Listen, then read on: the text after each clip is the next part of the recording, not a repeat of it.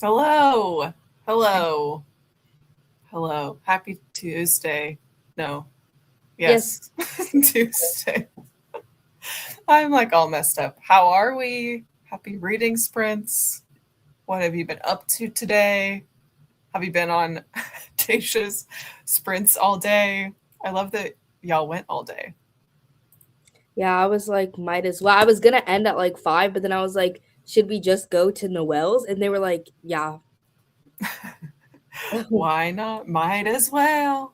Might Literally. as well. I was like, I'm gonna be here editing my video anyways, so Mm-hmm. That's amazing. Sprinting since noon. I love it. I love it. Have we been productive? I mean, okay, you've been editing. What's everyone yeah. else reading? I edited a video and I kind of did miscellaneous stuff. I just packed. I thought we had 3 orders, but someone ordered 2 bookmarks one day apart. So I guess they bought one and they were like, oh wait, I kind of want the other one. So I just put them in the same envelope. Relatable, really. Yeah. Yeah, I sealed the envelope and then I was like, wait, this is the same person and the same address. Like I see you. I see you. Mm-hmm. I got my wine book and annotation material. That sounds like a nice vibe. Peak. Hmm. I've got an hour left of work to do, and then I think I'm gonna get a similar vibe going. Mm. Yeah, in the first sprint, I need to go to Walgreens. I've been complaining about Walgreens all day in my sprint, so I finally need to go to Walgreens to get my prescription and nail glue because I low key fucked up the prep of my nails, so they're starting to like No. crumble off. I realized I didn't file like it's critical to file the shape so it matches your cuticle because if you don't, it accidentally catches on things, and I forgot to do that step. So Oops. I'm missing 3, but I have My them all. nails are also fucked.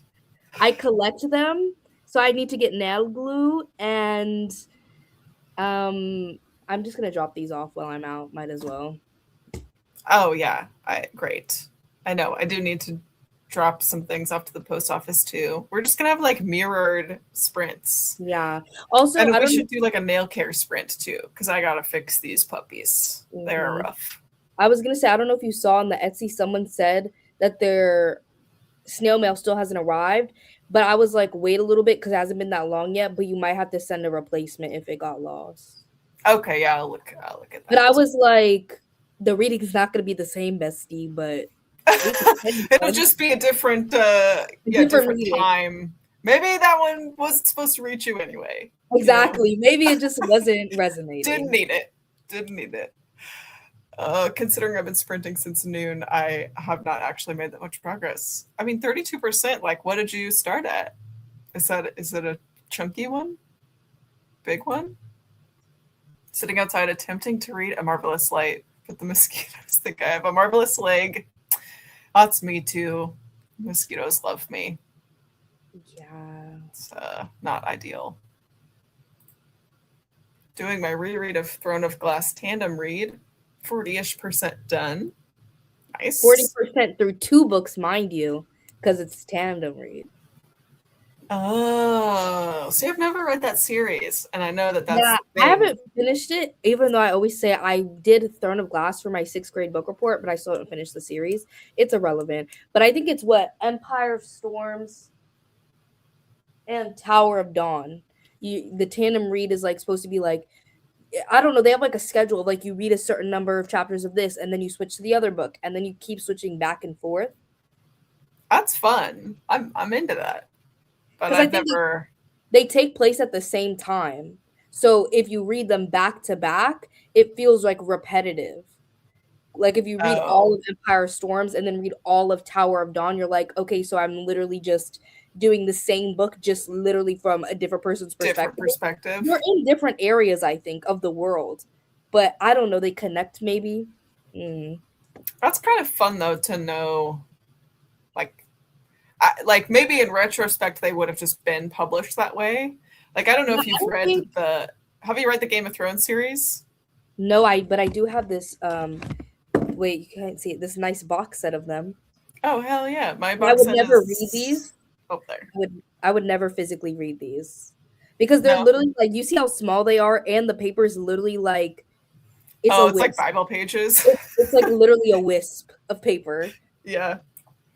Yeah, I mean, Game of Thrones is that way where it's like it's all happening at the same time, but you're reading from like 12 different POVs. So that's why they're just that long. Yeah. But it's very interesting. And you know what's interesting to me too, that the fandom like pushes the tandem read so much when I don't think Sarah J. Maas intended for them to be tandem read, like because they were Or she published would have published them like that. Yeah. like she would have been like, here they're both coming out together, but she didn't do that. So people who are reading the series as they came out just read them separate. But it's crazy to me that like the fandom is like, no, you have to do the tandem read. Thou shalt tandem read. Exactly. That's wild. How did your cake turn out? Really good, but I only got a slice because we brought it to my parents' house for Father's Day. I made like a lemon lime loaf, and it was delicious. So I've been thinking about making another loaf. You didn't take them home? No, because I feel like that's tacky. I don't know. It's just like I brought baked goods. I don't want to be like, I'm going to take the other half of this. I guess with my family, we're all like, if you leave this here, we're not going to eat it all. So my mom literally texted me today and was like, sorry you didn't get much of the cake, but it's literally gone. They ate all of it. That's good. But that we always have so much food that the other people are like, we're not gonna eat this. Like that's what my sister, she made salad. She was like, please guys, take some salad because I'm not gonna eat this tomorrow. And I was like, that salad? I was like, nope. No, I need to make another loaf because I got more citrus and I got more cream cheese. So we gotta just do it. Maybe I'll just do a baking sprint. Who knows? Hello, everyone again. First timer. Welcome to the reading sprints. Hoping to finish Lotus. Nice. Started at 19%. It has 544 pages. Oh, the Red Winter. Yeah, that's a long one. She's chunky. I'm going to be doing all shorts, starting with Leanne Moriarty, The Price of Honey. Cool. I read the series in 2022, I think, and didn't do the tandem read the first time. So it's interesting. It does make me wonder, like, if you would pick up, like, you might pick up on different things with them overlapping. I think what people say, too, is that Empire of Dawn is boring. Wait, no. What is it called? No, Tower of Dawn. People say Tower of Dawn is boring and Empire of Storms is better. So it's not only just like repetitive, it's like you read the first one already and it was really good. And then you're reading the same time period from a different perspective and it's boring as fuck. So that's why they say to tandem read it, or if not, Tower of Dawn is going to be like a literal slog. That's why I'm like, if I get to that point, I'll probably just do it because if I have to, because it's also, you don't know the characters, but Kale's my least favorite character, and that's the book from his perspective. If I just read the other book and then have to read his book from the same time period, I'm gonna be pissed. Yeah, no, you need to break that up. You need to miss the other sprints, but I'm here now. I'm starting Burn Down the Master's House. Overdue from the library. I mean, at least you're getting through them. I have a graphic novel that I think is overdue. Like for what? Like I need to read that. I don't know if my books are overdue. I already read them, but I haven't gone to the library. So, because the library like is in the city I used to live in, because it's way better than the one we have here. The one that we have here has literally been shut down. So it's like 25-30 minutes away. So I just haven't trekked over there. Gotta get to it. I'm sorry, guys. I'm reading Beneath, and then I read skimmed The Ninth House because it was quite awful, but I did skim read the whole book. I mean, Ninth House? That's so sad. You get through it. I really, really, really want to be a Leigh Bardugo fan, and I just don't think there's just something about her writing. We do not click. See, that's what I feel about T. Kingfisher. But I still think that way with V.E. Schwab and I are in the same boat. Like, I really want to ride for you. You want to so bad, but it's just like I can't. It doesn't work. I don't know why. I'm reading Camp by Lev Rosen. I think it's Elsie Rosen. I have that book, unless there's a Camp by Lev Rosen and Elsie Rosen, which sounds That's like a stretch. It probably crazy. just Oh, autocorrected. okay. Maybe.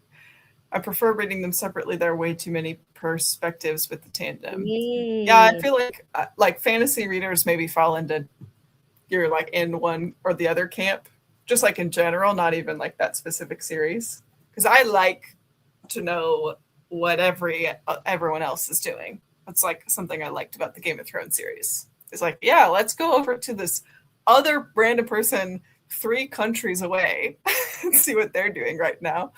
But I could see how that would get like old and boring and like different It depending doesn't on get how you like to read. it doesn't get old or boring for me, but it for me, I'm like, I don't know who any of these people are. Oh, that too.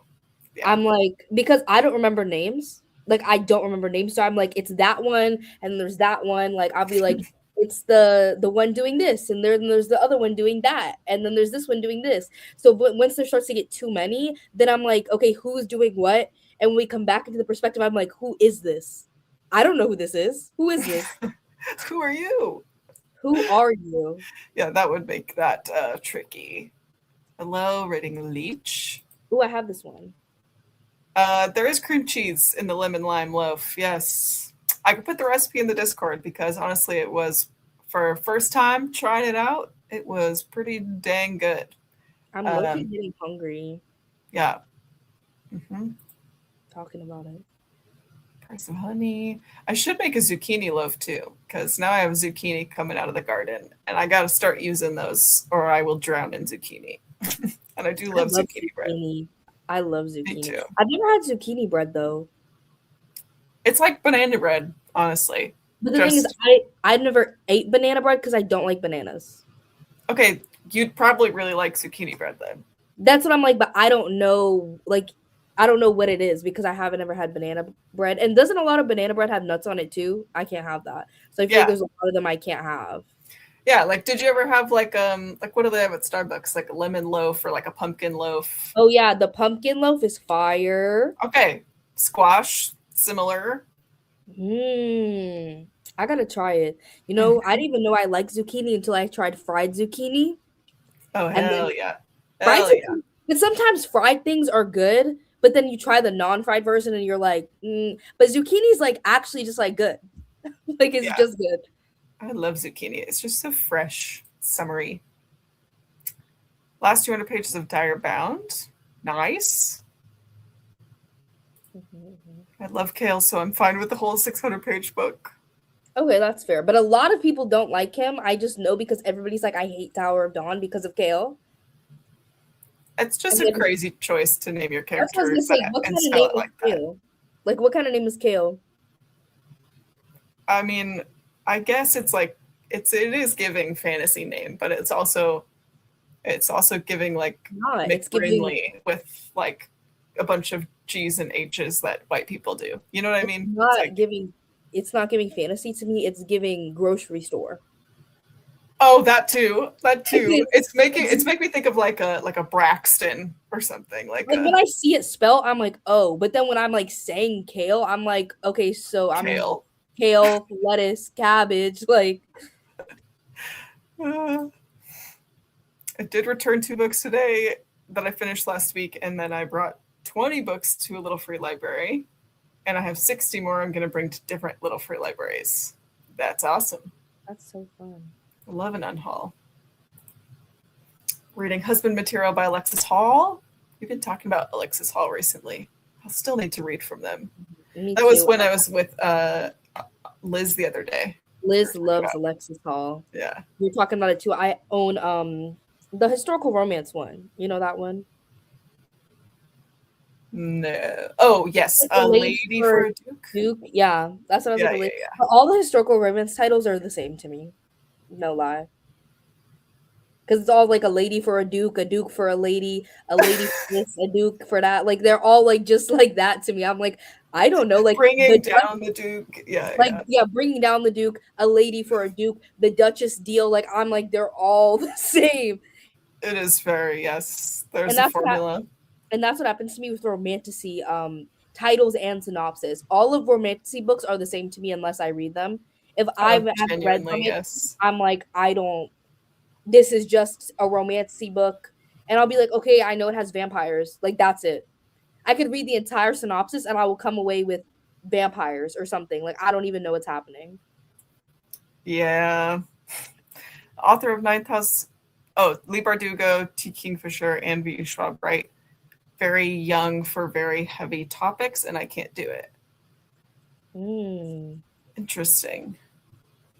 But Ninth House is not, to me, it's not young written. Like the characters in college, but trust me, when I got to college, I don't know about y'all, but there was a lot of shit going on that was definitely not young adult appropriate. So that's why I'm like, I don't think the writing was juvenile to me, but the characters are younger. Yeah. Imagine you are a fan and then they stop clicking. I got a V.E. Schwab tattoo, but I've DNF'd every book since Addie LaRue dropped. That's devastating. That's why you can't do an author tattoo. You have to do a specific book tattoo. Because if you stop liking the author, then you're like, damn. But then if you get a specific book, then at least you still probably like that book. I feel like I have to assume it's not like they got V. Schwab's face, right? Yeah, like I'm assuming it's a book related. Well, then I feel like I would still like it. Like, guys, I literally have a tattoo from the series that shall not be named that I got at 16 years old, but it matches with 16? My sister. So I'm like, yeah, because in New Jersey, you can get tattoos at 16 with parental permission. So when we went up there to visit my sister before she moved down here, because that's where my family's from, we got matching tattoos. So I was 16, she was 25, and this was like, what? Like 7 years ago. I had no idea at that time, to be honest. Which was what 2016 was. What's 7 years ago? 2019. Yeah, that's crazy. Yeah. I had no idea. But what was I gonna say? The only author I feel like I would get a tattoo for, to be honest, it's gonna sound crazy. It's my crush, S.A. Cosby, Sean Andre Cosby, my man. Andre. That's my man. I'm stick beside him. Like, honestly, Sean Andre could never drop a bad book. Not ever in his life. What would the tattoo be? I don't know. Just his name, Sean Andre. Or a portrait. Just his author photo. Literally. Be like, could you sign this? Actually, like a signature tattoo would be kind of fire. That would be kind of cool. But he left me undelivered on Instagram before, so. Ooh. Yeah, but I still love him. It's okay. It's okay. Oh, I want to like V.E. Schwab, and I really liked Bury Our Bones in the Midnight Soil, but so far that's the only book of hers that I wasn't pushing to make myself finish. You know, this one I did not read. I watched some very thoroughly enjoyable discourse video essays about that book, and I'm gonna say that's probably enough for me. I'm gonna read it. I literally own like 6 V.E. Schwab books, and I've only read one. Oh man, I keep trying. If I give her another try, because I'm sure that I will. I've been told that like Vicious might work for me. Yeah, I have and Vicious. Even just because, have you read that one or no? No, I have Vicious, Bury Our Bones in the Midnight Soil, The Invisible Life of Addie LaRue, and what is that one with the portals with the white cover? Like, isn't one of them like a Gathering of Darkness or something? What is it called? Oh, something of shadows and. Yeah, you know what I'm talking about. Yeah. The one that I've read though is her middle grade, City of Ghosts, and I really liked it. It was good, and I read the second one in that series too, but I don't own it. You know what's actually a heartbreaker is like my OG so V.E. Schwab's very first books that she ever published, the series like got discontinued, and I don't know the whole story, but it was called The Archived or The Archives. Yes, girl, I've been on BookTube since I was 11 years old. I've been on BookTube since 2014. It was probably a similar era. But, I think we really joined at like the same time. So I'm like, we know. It was that era because all of the booktubers at the time that was the hot new book was Victoria Schwab's The Archive. And I read that book and really liked it, and then had my heart broken because the second book came out, and then there was like, that we're just like not continuing the series. And I was like, how could you do this to me? And then I read her other YA series, This Savage Song. Oh, I used to own that one, but I got rid of it. That would really was a nothing burger. It was like, why? What is this? What are we doing? Didn't like Addie LaRue. And what's the one that I'm forgetting? There's another one I've read of hers that's like, I just don't think it's going to work out. And I really want it to. I also just read The Ending Writes Itself, which is their mystery with Caitlin Clark, I think their name is. They're writing a duo underneath Evelyn Clark. So it's V. Schwab and another author. And they wrote The Ending Writes Itself, which is a mystery. So it's like completely different than all their other work. And I'm unhauling it. It's in my unhaul pile. So. Oh, well. Yeah. But I don't really consider that one of their books. Like, I feel like when have their other books been like a straight, like, locked room mystery? Never. Yeah, no. Yeah. All their other books have some sort of fantastical element in it. Yeah. Which I do think I would be like vicious and vengeful being kind of like villain superhero-y, like maybe. I think I read like 30 pages of Vicious because I've owned Vicious since it came out probably, and I still haven't read it. So I want to be redeemed, but I don't know. We'll see. Oh, Elsie Rosen. Oh, love AC Rosen. Interesting. I just joined in time to hear Deja say zucchini. I just finished zucchini pasta and fried squash blossoms. Yum. Speaking of nuts, I've discovered that I have oral allergy syndrome, which means some tree pollen sticks to fruits and nuts. And it's like my allergies are multiplied by 100. But it isn't the nut that I'm allergic to. That's rough, buddy. That's rough. Nuts are disgusting to me, so. I love nuts. I've never had them. I've been allergic my entire life, so they're just repulsive to me. Like the smell of nuts, I'm like, I literally could smell from a mile away like I'm a fucking shark. I'd be like, I used to be in the cafeteria as a kid. I'm like, who has peanut butter? Because I know it's one of y'all. I know it's one of y'all. Somebody here has peanut butter. Sniffing it out. No, literally, but once I was on the bus in elementary school and I had a friend that was Macedonian, like the European country. And she had this snack from there that's like cheese doodles, like the puffs, but peanut instead of cheese. And she opened it on the bus. And when I came off the bus, my dad said, "What happened to you?" He said, "What happened to you?" Because I inhaled all the dust. You know how dusty cheese doodles are? So imagine all that in peanuts. And I'm just inhaling it on the closed-in bus. And I came off, and I was like wrinkly, like I look like an apple doll. You know, like when they carve the faces into the apple dolls? That's literally what I look like. Oh, yeah, that's why I'd be sniffing it out, because I was like, what is this? And I'm like, did you have to really eat that right now? Like, you couldn't have ate that when you got off the bus? Right. Yeah, kids just don't. Everyone's the main character. I don't understand, like, you know, some bars and stuff just have like a bowl of nuts. I'm like, okay, guys, so the most common allergy to ever to exist, I guess, fuck all of us, huh? The most common allergy. Yeah, what's the restaurant where there's just like peanuts on the ground? I don't know, but there is one. That's not like, Buffalo Wild Wings, is it? No, I don't know what I'm thinking of. But I'm like, peanuts are literally the most common food allergy. And y'all really? Yeah. Huh. Maybe like eggs, besides eggs. Eggs are common, but most people grow out of an egg allergy. But peanuts specifically, I'm allergic to all nuts, but peanuts specifically are like the most common food allergy. So it's like, you guys just don't give a fuck. Dang. It's like, imagine if you just had a bowl of shrimp just out on the counter for all the shellfish allergy people just to die. Like, what? And they're dusty. I mean, some of it's like airborne and some of it's not airborne. Yes, but like almost everybody that has nut allergies is airborne. That's what I mean. Like shellfish, because like I work in hospitality events. So like sometimes we have to ask people like, is your allergy airborne or not? Because then that will affect the menu for the entire event. Yeah, because nuts, almost everybody with nut allergies is airborne because nuts are so dusty. But my dad, he's shellfish and he does have a an airborne allergy. Like he once walked into a Red Lobster for a meeting, left on a gurney. Left on a Damn. gurney. Yeah. Let's see. It's like getting a man's name tattooed on you. Thanks it. No. Love Ninth House, all the spooky riffraff. Mm-hmm.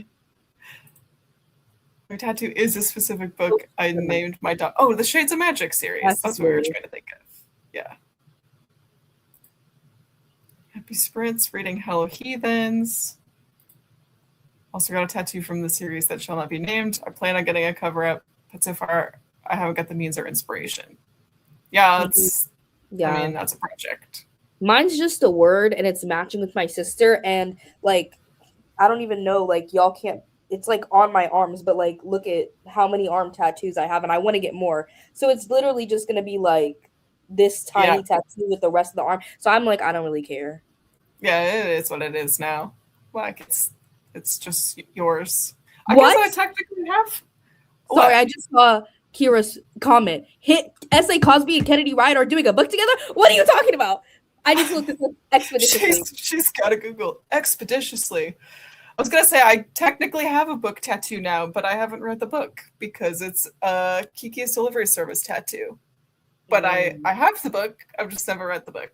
But I just love the movie.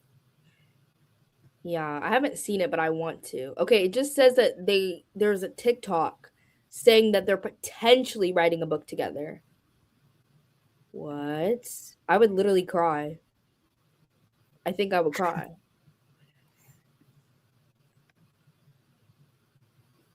That's crazy. Amazing.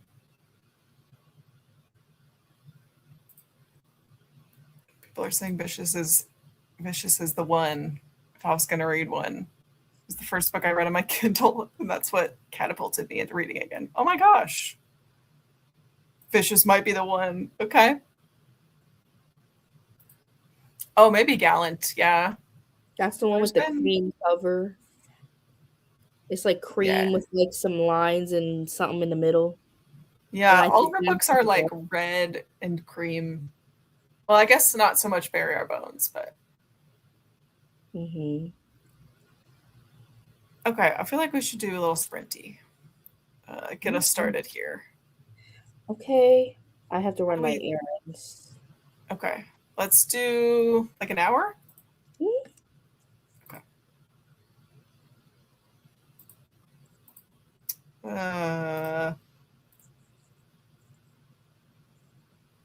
Hopefully Walgreens doesn't take a billion years. I tried to wait after the 6 p.m. rush. My goodness. What is this one? That's cute. Wait, that's actually fun. Let's do that.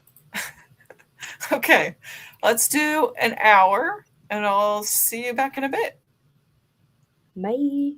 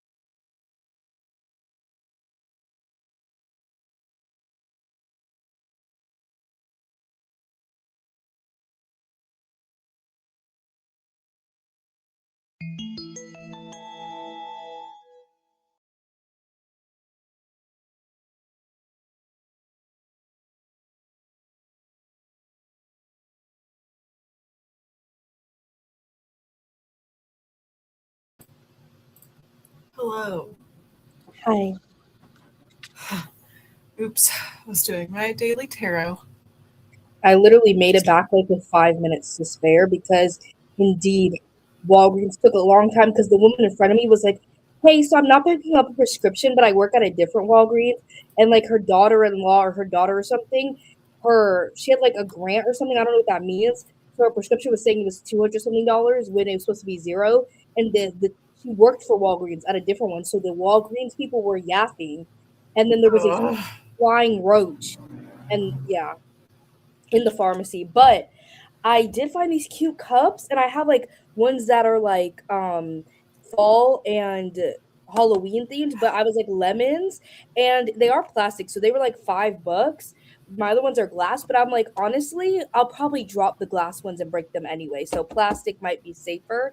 And I wanted to do these. I have one already that I made, so I got two more because I saw them and I was like, I walked down the Fun. aisle. I already checked out at the pharmacy, and then I walked down the aisle and saw these, and I just did one for the first time, and I was like, oh, I have to go to the checkout again. What? Okay, are you gonna do them on camera? Now I'm so curious. I could do them. I could open them and show y'all which ones I have, and then do them during the sprint, and then show them y'all Oh, okay. after. Because you normally have to do like Yes. UV light and like cure it and stuff. Because it's like they have like resin and stuff. What? And I'm putting my nails. Yeah, the last one. Let me get the last one I made. Let me find it. It's on my shelf somewhere, but I don't know. Where is it? Oh, here. Geo, very helpful. Yeah. So they're like mini brands create, but this is the Disney snacks line. So they're all like themed snacks. And this last one that I got is a Cheshire Cat hot dog, and it has little Stop. fork on top and a little fork. I love it. And I made it. Like you just get all the pieces, and they literally like even like the little corn. This they all come in different packages. And you have to put it together. That's so fun. Yeah. I literally there's this lady who does them on TikTok. She does like all these crafts and stuff. She's 40 years old and she's a retired stay-at-home mom. And all she does is just crafts all day. But she always says like at night her TikTok she does these for nighttime. She's like, I'm guarded, I guarded and I'm ready to goof off. And I'm like, Oh. me. Mm-hmm. Excellent. A I'm combination of like, activities, I think. exactly. That's what I'm yeah, yeah. Mm-hmm. Love. My pharmacy is also Walgreens, and they are always acting up. Like I just, it's just always something. But Did you yeah, I finish work? finished. What was that? I said, did you finish work? I finished work. It was a photo finish. It was like I don't know what it is because maybe because I'm on like Pacific time and most of my clients are like East Coast, so they either like are catching up on emails like late at night after like the kids go to bed or something. But there's always this like 4:45 like rush of emails, and I'm like, no, I'll That talk to makes you sense. tomorrow. That makes sense. That's Like okay. my sister's kids go to sleep at 7:30 and 4:45 your time is 7:45 our time. Yeah, yeah, it's classic. I'm like, oh, it's been like a little bit quiet. Sure hope nothing happens. Like, it's actually pretty rare that I'm like done at 5. Like, that's pretty special. I'll take that as a win. Okay, pretty But it's good. just funny. It's like, well, okay, here they come. But yeah, so I finished work and then got myself a little beverage, and then got about halfway through my daily tarot, and then we'll see I where need the to evening do takes me. I still need to do mine for the day, but I don't think mine is as intensive as yours. So Oh, I pull one tarot card, but I also pull like 3 or 4 oracle cards. I got a system. yeah, but do you like I feel like you have like a journal or something and you journal about it and all that. Like I'll show you. I'll show you. let me see. These Oh, are okay. cute. I love those. Lemons are so special to me. That's what I just picked up. I literally just made this in my pottery studio. Oh, And that's so cute. it's tarot card. So cute. because I love lemons because Sunday's collar had lemons on it. So they Oh, stop. You're going to make me cry. I know. It's like there's a couple little things that just like remind me of her. And so anytime I see lemons, I'm like, that's my girl.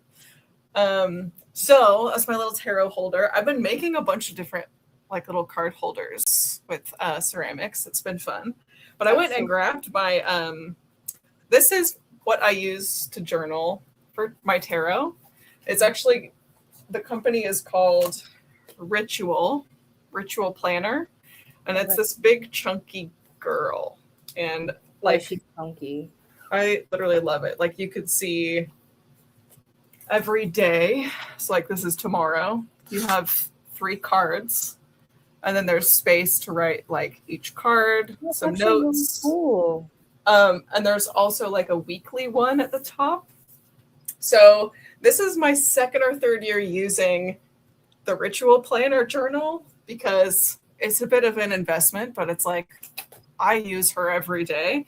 There's also spreads for every new moon, every full moon, and at the start of every calendar month. Like, okay, here was like a new moon spread. So like new moon in Taurus, it gives you like a debrief. I didn't write any notes, but I did do the whole spread that just kind of guides you through. So it's ritual, but with like a W, like right ritual. Okay. But for years before I switched to this brand, I used, for like 5 or 6 years, I was getting the Biddy Tarot planners. And those are also great. I assume that she still makes them. They're not as like spiral bound involved as this. But for like, yeah, I'm like looking at my shelf. I have like 6 or 7 volumes from Biddy Tarot over the years. That is great because then you don't have to make any decisions. You don't have to like, it's not like it's a blank page. It's just draw my card, journal about it, go on with my life. And then it's all like self-contained. Yeah. So that's what I use. I love her. I'm sure that's fun because like I guess my version is not tarot, but my spreadsheets. And I love being able to look back and compare years and look at things. Like that's my favorite part. Also, though, have you noticed that I feel like my cards have been speaking something to me this month? Because I feel like they've been so loud. They've been saying the same thing every day. Every day in a different version, it says the same exact thing every day. I'm like, okay, I hear you. I hear you. Yeah, sometimes that is just funny. It's like, all right, no, I got it, but like what else? Like I got it. Thank you. Yeah. It's just like I guess it has to remind me. It's like you're not there yet. You got to keep working. Mm-hmm. Sometimes that'll happen too because it's like having it all in one, like because I could see the whole week at a glance all at once, and that's how I realized.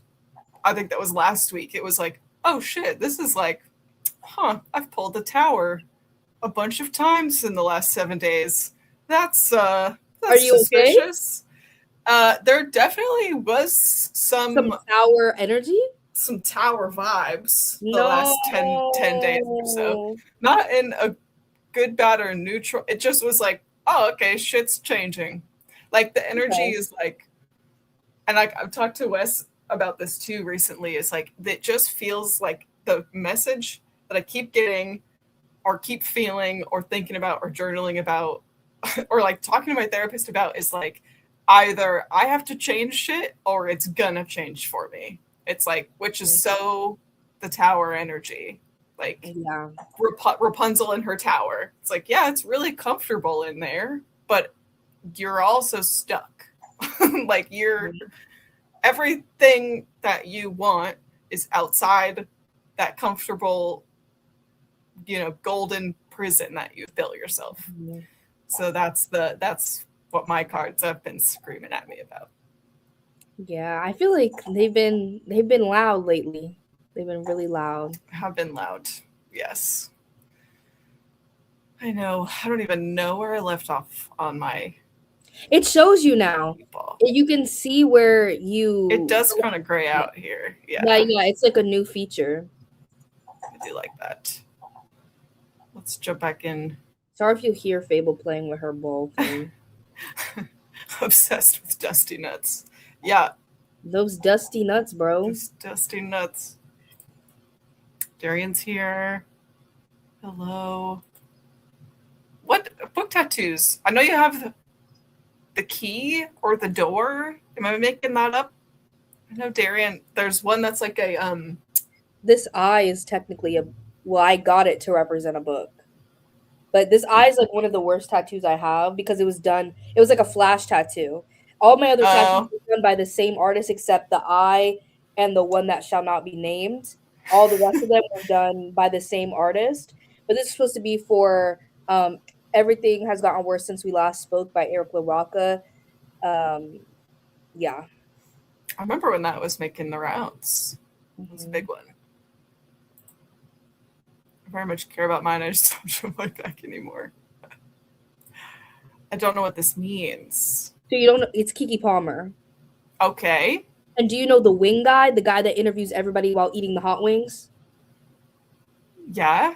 So she's been on the show multiple times, and they low-key been like flirty. Like it's the first one they had was like 9 years ago. I looked at it the other day, and then people, I think it was like a couple weeks ago, they were like, Kiara was like, "Oh, literally, look, they're on a date," and I looked it up, and they were literally on a date, and now they're saying this, and yeah, what? Yeah, and he was on her podcast recently. I didn't watch the full thing, but I did start it, like 10 minutes of it, but that's something. That's fun. Yeah, Kira, I'm glad she told me that because that changed my. I feel like he loves her. Oh. I feel like he loves her. Keke needs a good man. Okay. Yes, worship her. My back is just forbidden territory. I didn't get any reading done, but I ordered cheesy bread. You know what? That sounds delicious. I love mini brands. I'm so excited to open them, and if I get the same one as this, though, I'm gonna be pissed. That would be crazy. How many different ones are there? I don't know. Let me open it and see if it has the thing in it. I have to use these little tweezers, though. I gotta know. And we can see. You also said that your shelves look so good. Oh yeah, because I added shelf extenders to all my shelves, so there are 7 shelves instead of 6 now. They're super tall, and actually I kind of love it because before when I was standing, I feel like even like looking eye level, I could like see where the bookshelf ended in my peripheral. But now like I can't if I'm just looking eye level because I'm so short. So it feels like I'm like surrounded by the books. Love it. Love it. And I had to reorganize them and everything. Yeah, it took me like 2 days. I know. That's such a project because I'm like dreading having to take down my shelves because they're like the ladder, like they're open. So the top, they're like drilled into the wall, which I really like. I feel like it just makes it feel very like built in, like open. Yeah. But I'm like, ugh. Then I have to unscrew them, take them all down. And then I think I know where I'm putting them in our new place, but I don't know if the ceilings are high enough. It's the same. I think they'll be high enough. I just don't want it to be like weird because these are just like the perfect height that they look like they're just supposed to be there. So I'm like, I have weird anxiety about it, but I think it'll be okay. Yeah. And I like that I still have space because if I run out of space, I could put more books. That's what I had on top. I had the books on the top on this side and a little bit on this side. So now I have none on top. But for now, I'm putting my crafts. So my Legos are up there. And hopefully the more crafts I do, the more I can fill it in. Your hair is so cute. Thank you. I literally do this myself, guys. The way that this came out so freaking smooth, I love it. It's very impressive. Even though it did low-key last night, I've never experienced this in my time ever doing my hair. Low-key, the bleach was like tingling my scalp a little bit. And I was like, okay, I'm fine. And then I put the dye on my head, bro. My scalp was on fire. And I was like, I can't just wash the red dye off or else I'm going to be half blonde, half red looking, whatever. I was like, I can't do it. So I sat there in pain. I was like, I'm literally about to cry. Like, I was like, I couldn't do anything. I was pacing around my house and I rinsed it off so early, but it still turned out good. But I don't know what was going on. My scalp was not happy. And I use the same products that I always do. So I'm like, I don't know. She was just going through it. Oh Okay, no. let's see how many there are. Oh wait, it tells me which one I got. Okay, I got a different one. There's this Mickey Mouse Sundae, the Minnie Mouse. What is this? I don't. What is it? Mini So many. pancake, mini pancakes.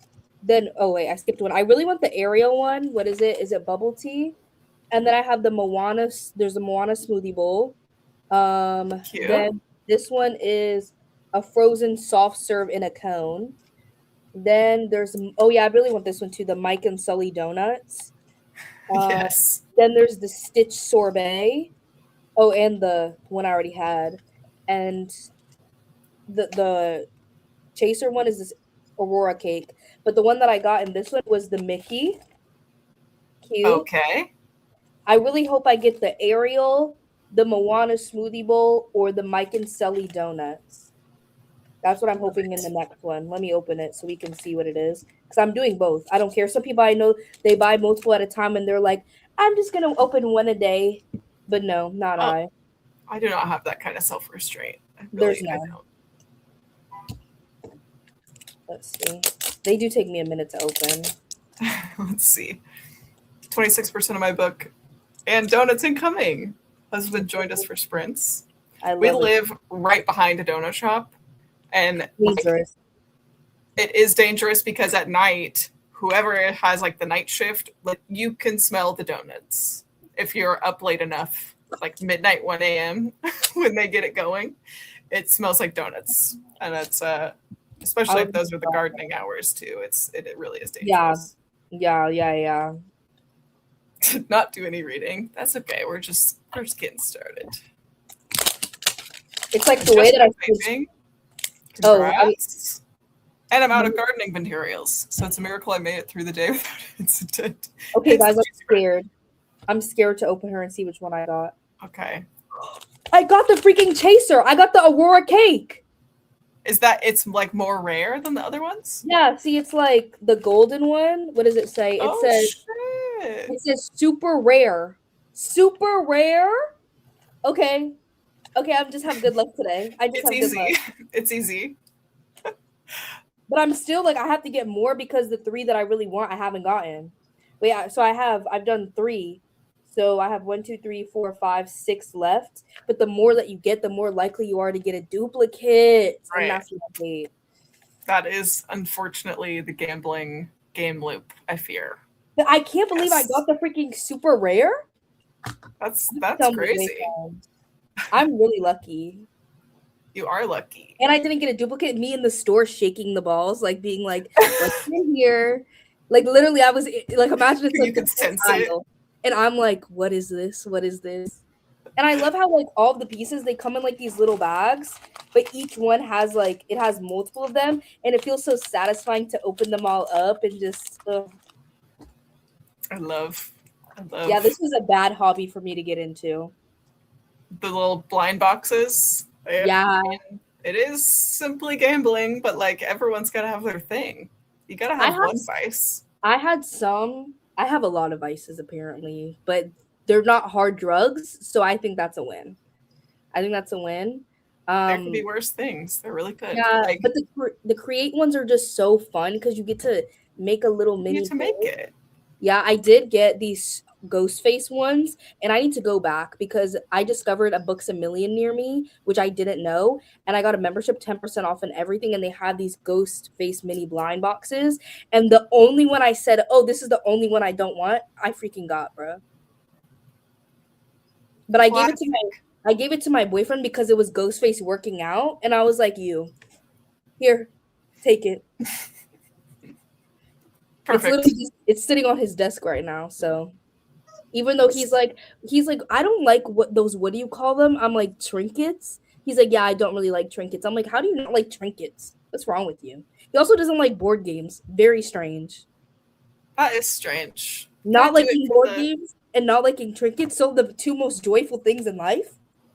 Right. Do you hate what's wrong with a little bit of whimsy, sir? No, he's like, my family and I play card games. I'm like, that's fine. But like, what's wrong with a board game?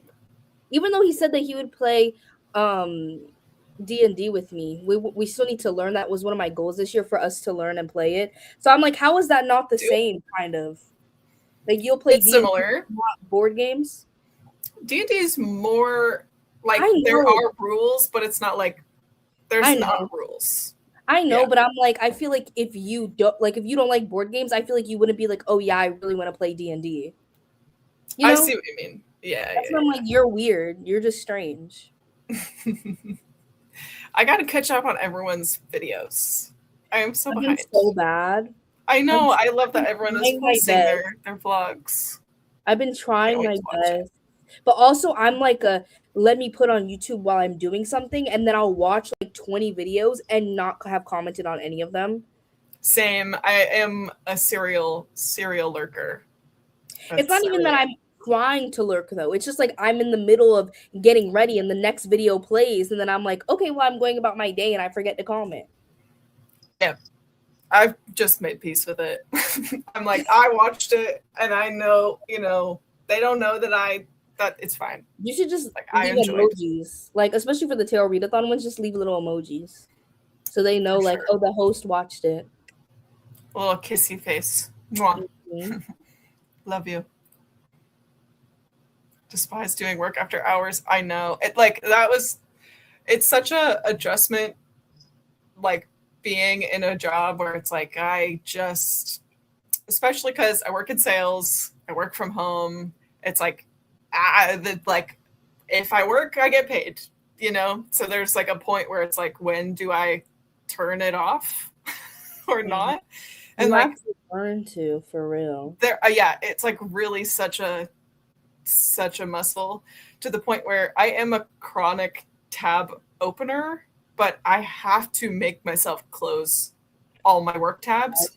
And that it's like you just have to have some version of a commute. And that's, to me, is like, I'm logging out, closing all my tabs. I don't care that it takes me 10 minutes to log into everything tomorrow. Yeah. Like, that's me being like, no, I'm done. Otherwise, I'll just keep going. I didn't used to do that, but I have like separate profiles. So I would just be like, I'm not looking at that profile. Yeah, my brother was just telling me, he's like, you got to just do like grouped tabs. And I'm like, I should. Oh, yeah, I do group tabs. That's what I'm saying. Like, like when you can have Chrome profiles, so then like there's separate tabs on your computer as well. So like I had one for my work email, so I would just have that, and then I would have 3 open at a time. I'd have my personal one open, then I'd have my school one open, and then I would have my work one open, and I would have all 3, and I would just cycle between them. Yeah, I don't know if I'm organized enough for that, but yeah, I just gotta have a hard draw line. Yeah. Just for the correspondent last week. I fear some of these chapters in Beneath are going to have to be an eyeball read. Oh, no. The audio's making me tear up. Sometimes it happens. Please show the class. Oh, yeah, this is our... I think when I was talking about my tarot journal. Because I don't have your baby pool. Yeah, I don't have a baby pool, but like, kind of, those floats that they're like beds that you could put in the pool.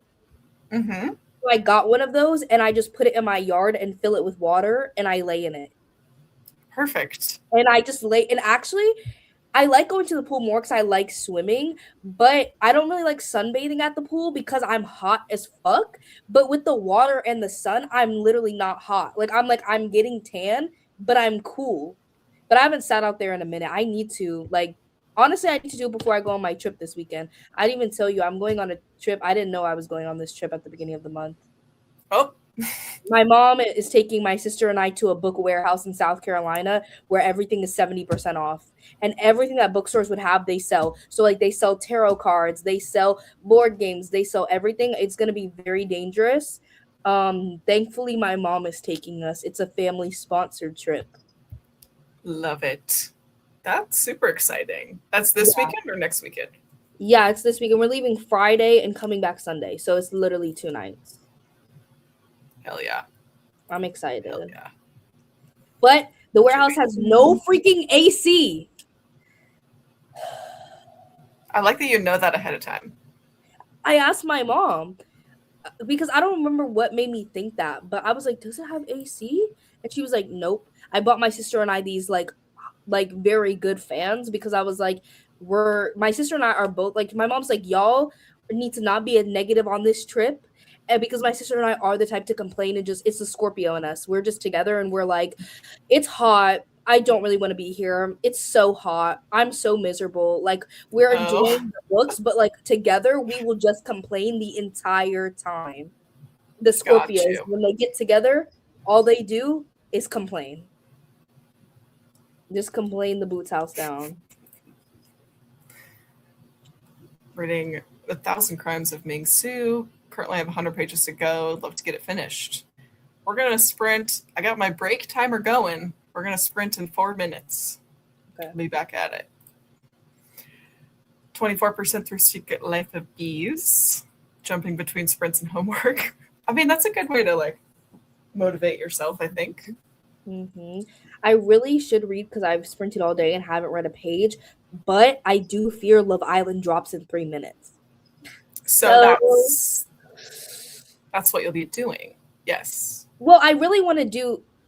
I've been walking while I watch the entirety of the Love Island episode to make me walk. Even though I like walking, so I'm like, do I do these and listen to my audiobook or do I walk and watch Love Island? I'll have to decide. It could be both. Yeah. Oh, Strange the Dreamer. Darian, I was thinking it was Ooh. the Phantom of the Opera one that makes me think of you. But yes, the Moth. I know you have the Moth, and then I do not know what we could read. It's by Emily Austin. I haven't read this one, but I really liked the 2 books I read from her this year. I'm gonna have to check. It's like lit fic. Her work is lit fic. It's queer lit fic. I love it. Mm-hmm. It's happening. My close personal friend Kiki. No, literally, like I'm invested because she has a kid because she had a man with some bum ass man and he ended up being annoying as shit and now they're not together. I'm like, Kiki, you need a good man. This man impregnated you and is not shit. Come on now. I'm not shaming Kiki. I'm just like Kiki needs a good man. Right. She needs to be taken care of. But she's Kiki fucking Palmer. Mm-hmm. My friends post unboxings on TikTok and makes actual money.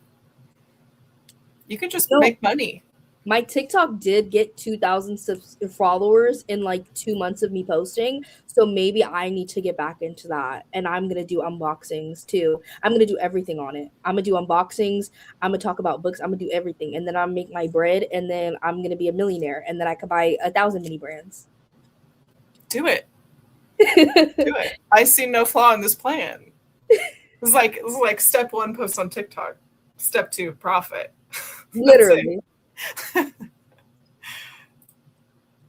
Considering buying some yakisoba would be good right now, but I've already eaten so much takeout. Yeah, it's kind of always my back and forth too. I don't allow myself to buy stuff like that because I'm easily addicted. But Ghostface, Ghostface that's how they get you. But I need to go back and get another one. Plus, I have to go anyways because when I signed up for my membership, they gave me a $10 gift card and it's only valid for 30 days. So I have to go back. I don't have a choice. Don't have a choice. No choice. Sorry. Currently reading God's Junk Drawer, sci-fi thriller with time travel and dinosaurs. Now, what is this sentence that you just said? Currently reading God's Junk Drawer, sci-fi thriller with time travel and dinosaurs. What an insane combination of words that is. It sounds like a hoot. I hope you love it. Where is this? Where they're asking? I literally don't know. I looked at a book warehouse in South Carolina, and it says it's in Easley. I think that might be the one. My mom said it's 5 hours away, so let me see if this is the one. What is a journey? Yeah, 4 hours 46 minutes. It's the one probably in Easley. It's like it's literally right by the border, actually. Not right by it, but it's like pretty close to the Georgia border. So it's probably not too far from you. 5 hours. My mom said she's been looking at it on like Facebook and stuff. That's how she found out about it. She said somebody drove 12 hours to get there. Oh my God. Yeah, and then their entire car was packed full of stuff, and I was like, they had to make the trip worth it. They had to. Yeah. But imagine 70% off is crazy. That is Yeah, crazy. they said, my mom said people online said people spent 3 to 5 hours there and still didn't see everything. Wow. That's gigantic. Yeah, so that's why we're going on Saturday, which is I think we're gonna go at noon because literally there's super long lines in the morning and it's really busy when they open up because it's only once a month, one weekend a month, Saturday, Sunday. So we're going at like noon, I think, and then I don't know how long we'll be there. And then depending on how that day goes, we might go back on Sunday before we leave. Is your mom a reader too? Yeah, or she's like, we're just going. She doesn't read as much as she used to, but she does. But I hate recommending her books because every 5-star book I recommend her, she rates 3.5 stars every single time, and it hurts my feelings. But she said she's actually more excited for the miscellaneous stuff. Oh, fair. Yeah, I don't know what my sister's looking for. She's looking for some. She said some necromancy book. I don't know. Gideon the Ninth is immediately where my head went. Like like a book about like how to do necromancy. Oh, okay. Okay. I don't know. Right on. My sister loves dark books. Okay, she loves dark books. I mean, if they have that anywhere, it might be at this magical, humongous warehouse of books. It's like not that far from Charlotte. Like you're definitely closer than me, but it's still like a good hour or two. Let me see. Yeah, it says it's 2 hours from Charlotte. And we're like, yeah, like a little over 2 hours from Charlotte. Oh, not my Apple Watch. Exactly. Everything's 70% off. Yeah, that's crazy. Everything's like that's what I was like. An average paperback is going to be like $5-6, and it's all new. Amazing. Also agree on the solstice being just like a 180. Like I just feel it just feels good and different. Like it just, I don't know. I'm feeling things moving. Mm-hmm. When we're all together and after many beverages or gardenings, she makes us help her, and she has to put songs on the video because we're just giggling and saying insane stuff in the background. Amazing. Mm-hmm. Is this another blind box thing? I did a BAM. I'm not sure. I have to assume. Sure, it has to be because I don't know what a BAM one is. To me, I was thinking I just said Books a Million, and BAM is a million. But wait, I did a Books a Million one for what is this? Maybe I don't know what DCC Dungeon Crawler Carl. I did a BAM one for Dungeon Crawler Carl and got Mongo on the first try. So I'm like decoding. We're like translating. Okay, I think we do another sprint. Mm-hmm. Yeah, no, I also need to go. This is nowhere completely opposite coast, but I want to go. Your sister sounds awesome. Yeah, we're definitely similar, but also different Scorpio. She's more introverted and more mean. I'm a little bit nicer and more extroverted, but besides that, we're kind of copy and paste personality. Except I'm more like, I'm also like, oh my gosh, Love Island. And she was like, all these people are vapid and have no substance to them. And I'm like, stop talking about them right now, please. Not twins, though. No, right? Not twins, no. Not even fully related. We're half sisters. She's pale as paper. I'm tan-ish. I could be tanner. Got to work on that tan. But she's pale as paper. We got the same dad. We're 9 years apart. 9. We didn't even grow up in the same house like that. And it's so weird that happens, right? Like literally we didn't even really grow up in the same house, but we have almost the same personality, and we both have bipolar, which is genetic, but just so happens.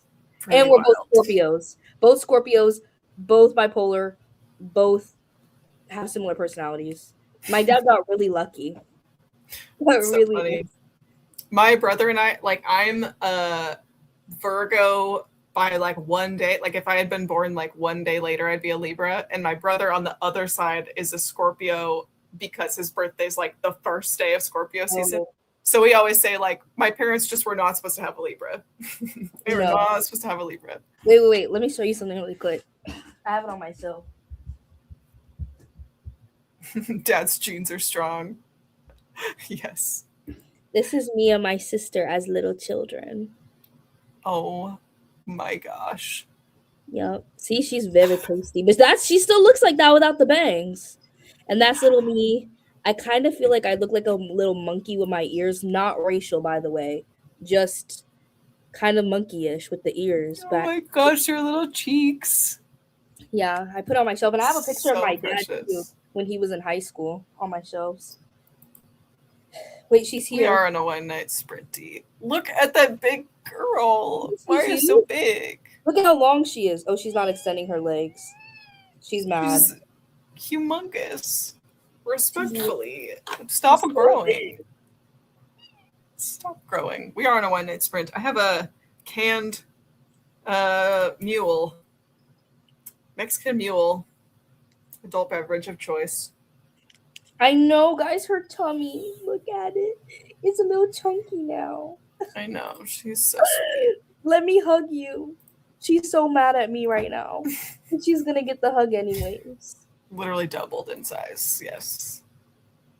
No, literally, in 2 weeks, she gained a pound almost. Like, and she was less than a pound. So she literally doubled her weight in 2 weeks. Absolutely nuts. Truly. Okay. You're going to go watch Love Island. Mm-hmm. I'm going to finish my journaling. Period. And we'll be back in an hour. Bye. Bye.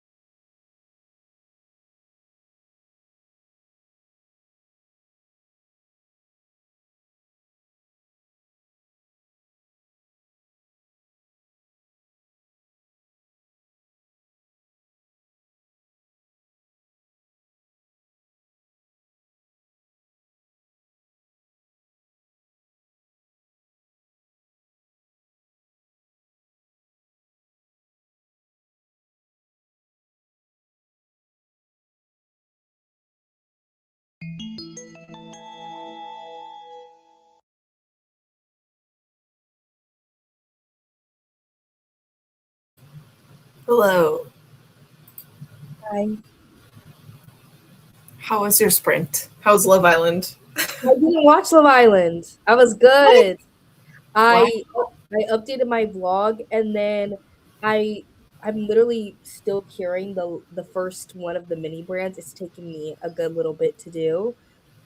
30 minutes approximately because I've been recording it for my vlog for B-roll. Um and it's almost done though. But while I was doing that, I listened to like 14% of my book, I think.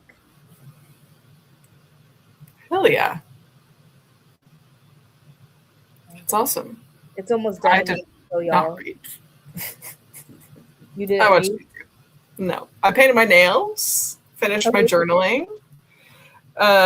Wes got home and brought me a glass of wine, which means now I'm double fisting.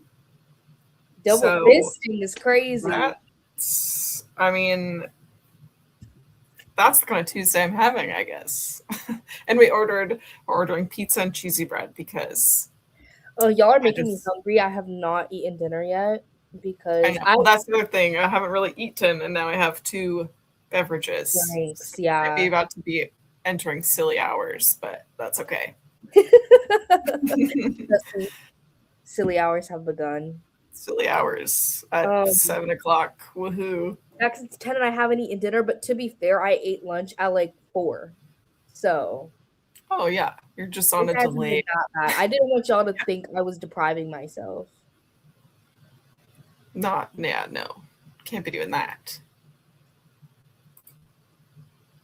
I fell for the temptation about takeout. Listen, I also did I went because someone Chinese. got cheesy bread in my head, and Wes came home, delivered me a glass of champagne, and I was like, "Thank you. Can we order pizza and cheesy bread?" And he's like, "Hell yeah, hell yeah." I went Chinese so bad, but I didn't let myself get it because we just had sushi last night. We Oh my did. gosh, Wes had sushi last night. I would, if I could take a pill that would get me to like sushi, I would do it. But he got me I don't know rice. what it is. I'm like addicted. Like, you know, I had sushi. I was watching someone's YouTube video. They ate sushi in the YouTube video, and I was like, I'm mad. I'm not eating sushi now. And I told my boyfriend, he was like, so we're getting sushi? And I was like, yeah, yeah, we are actually. Oh, I Just wish. seeing somebody else eat it made it so I had to get it. That's how bad it Yeah, is. it's Okay. me and that cheesy bread right now. I Bree's think, here. Hello. Cute. It's like a little sundae, yeah, and it has like a its little little, ice cream. yeah, I love it. yeah. I like her. And then I'm gonna make the cake. I was like, I'm gonna make the super rare one last, save the best for last. Yes. Yes. I've got some people reading Carl. I gotta get to that. I do gotta get to that. I've been teasing it all month. I don't know how it's like the end of June. What have you even read this month? Because we don't ever keep up with you. We don't hear about you. Okay, listen. Here's what I've been reading this month. Let me open my story graph. I read a little 5-hour audiobook that was like perfectly fine. It was called The Somewhat Wicked Witch of Brigadale. What It is was that? it was just okay. It was about this kind of like older, like middle-aged witch who had like adopted a baby that was abandoned in the forest, and then that baby grows up to be like the villagers come and find him and they're like, "You're the king. That's our long lost king." And this witch is like, I know my son and I love my son, but you're gonna be a shit ass king. But like, go ahead, go ahead.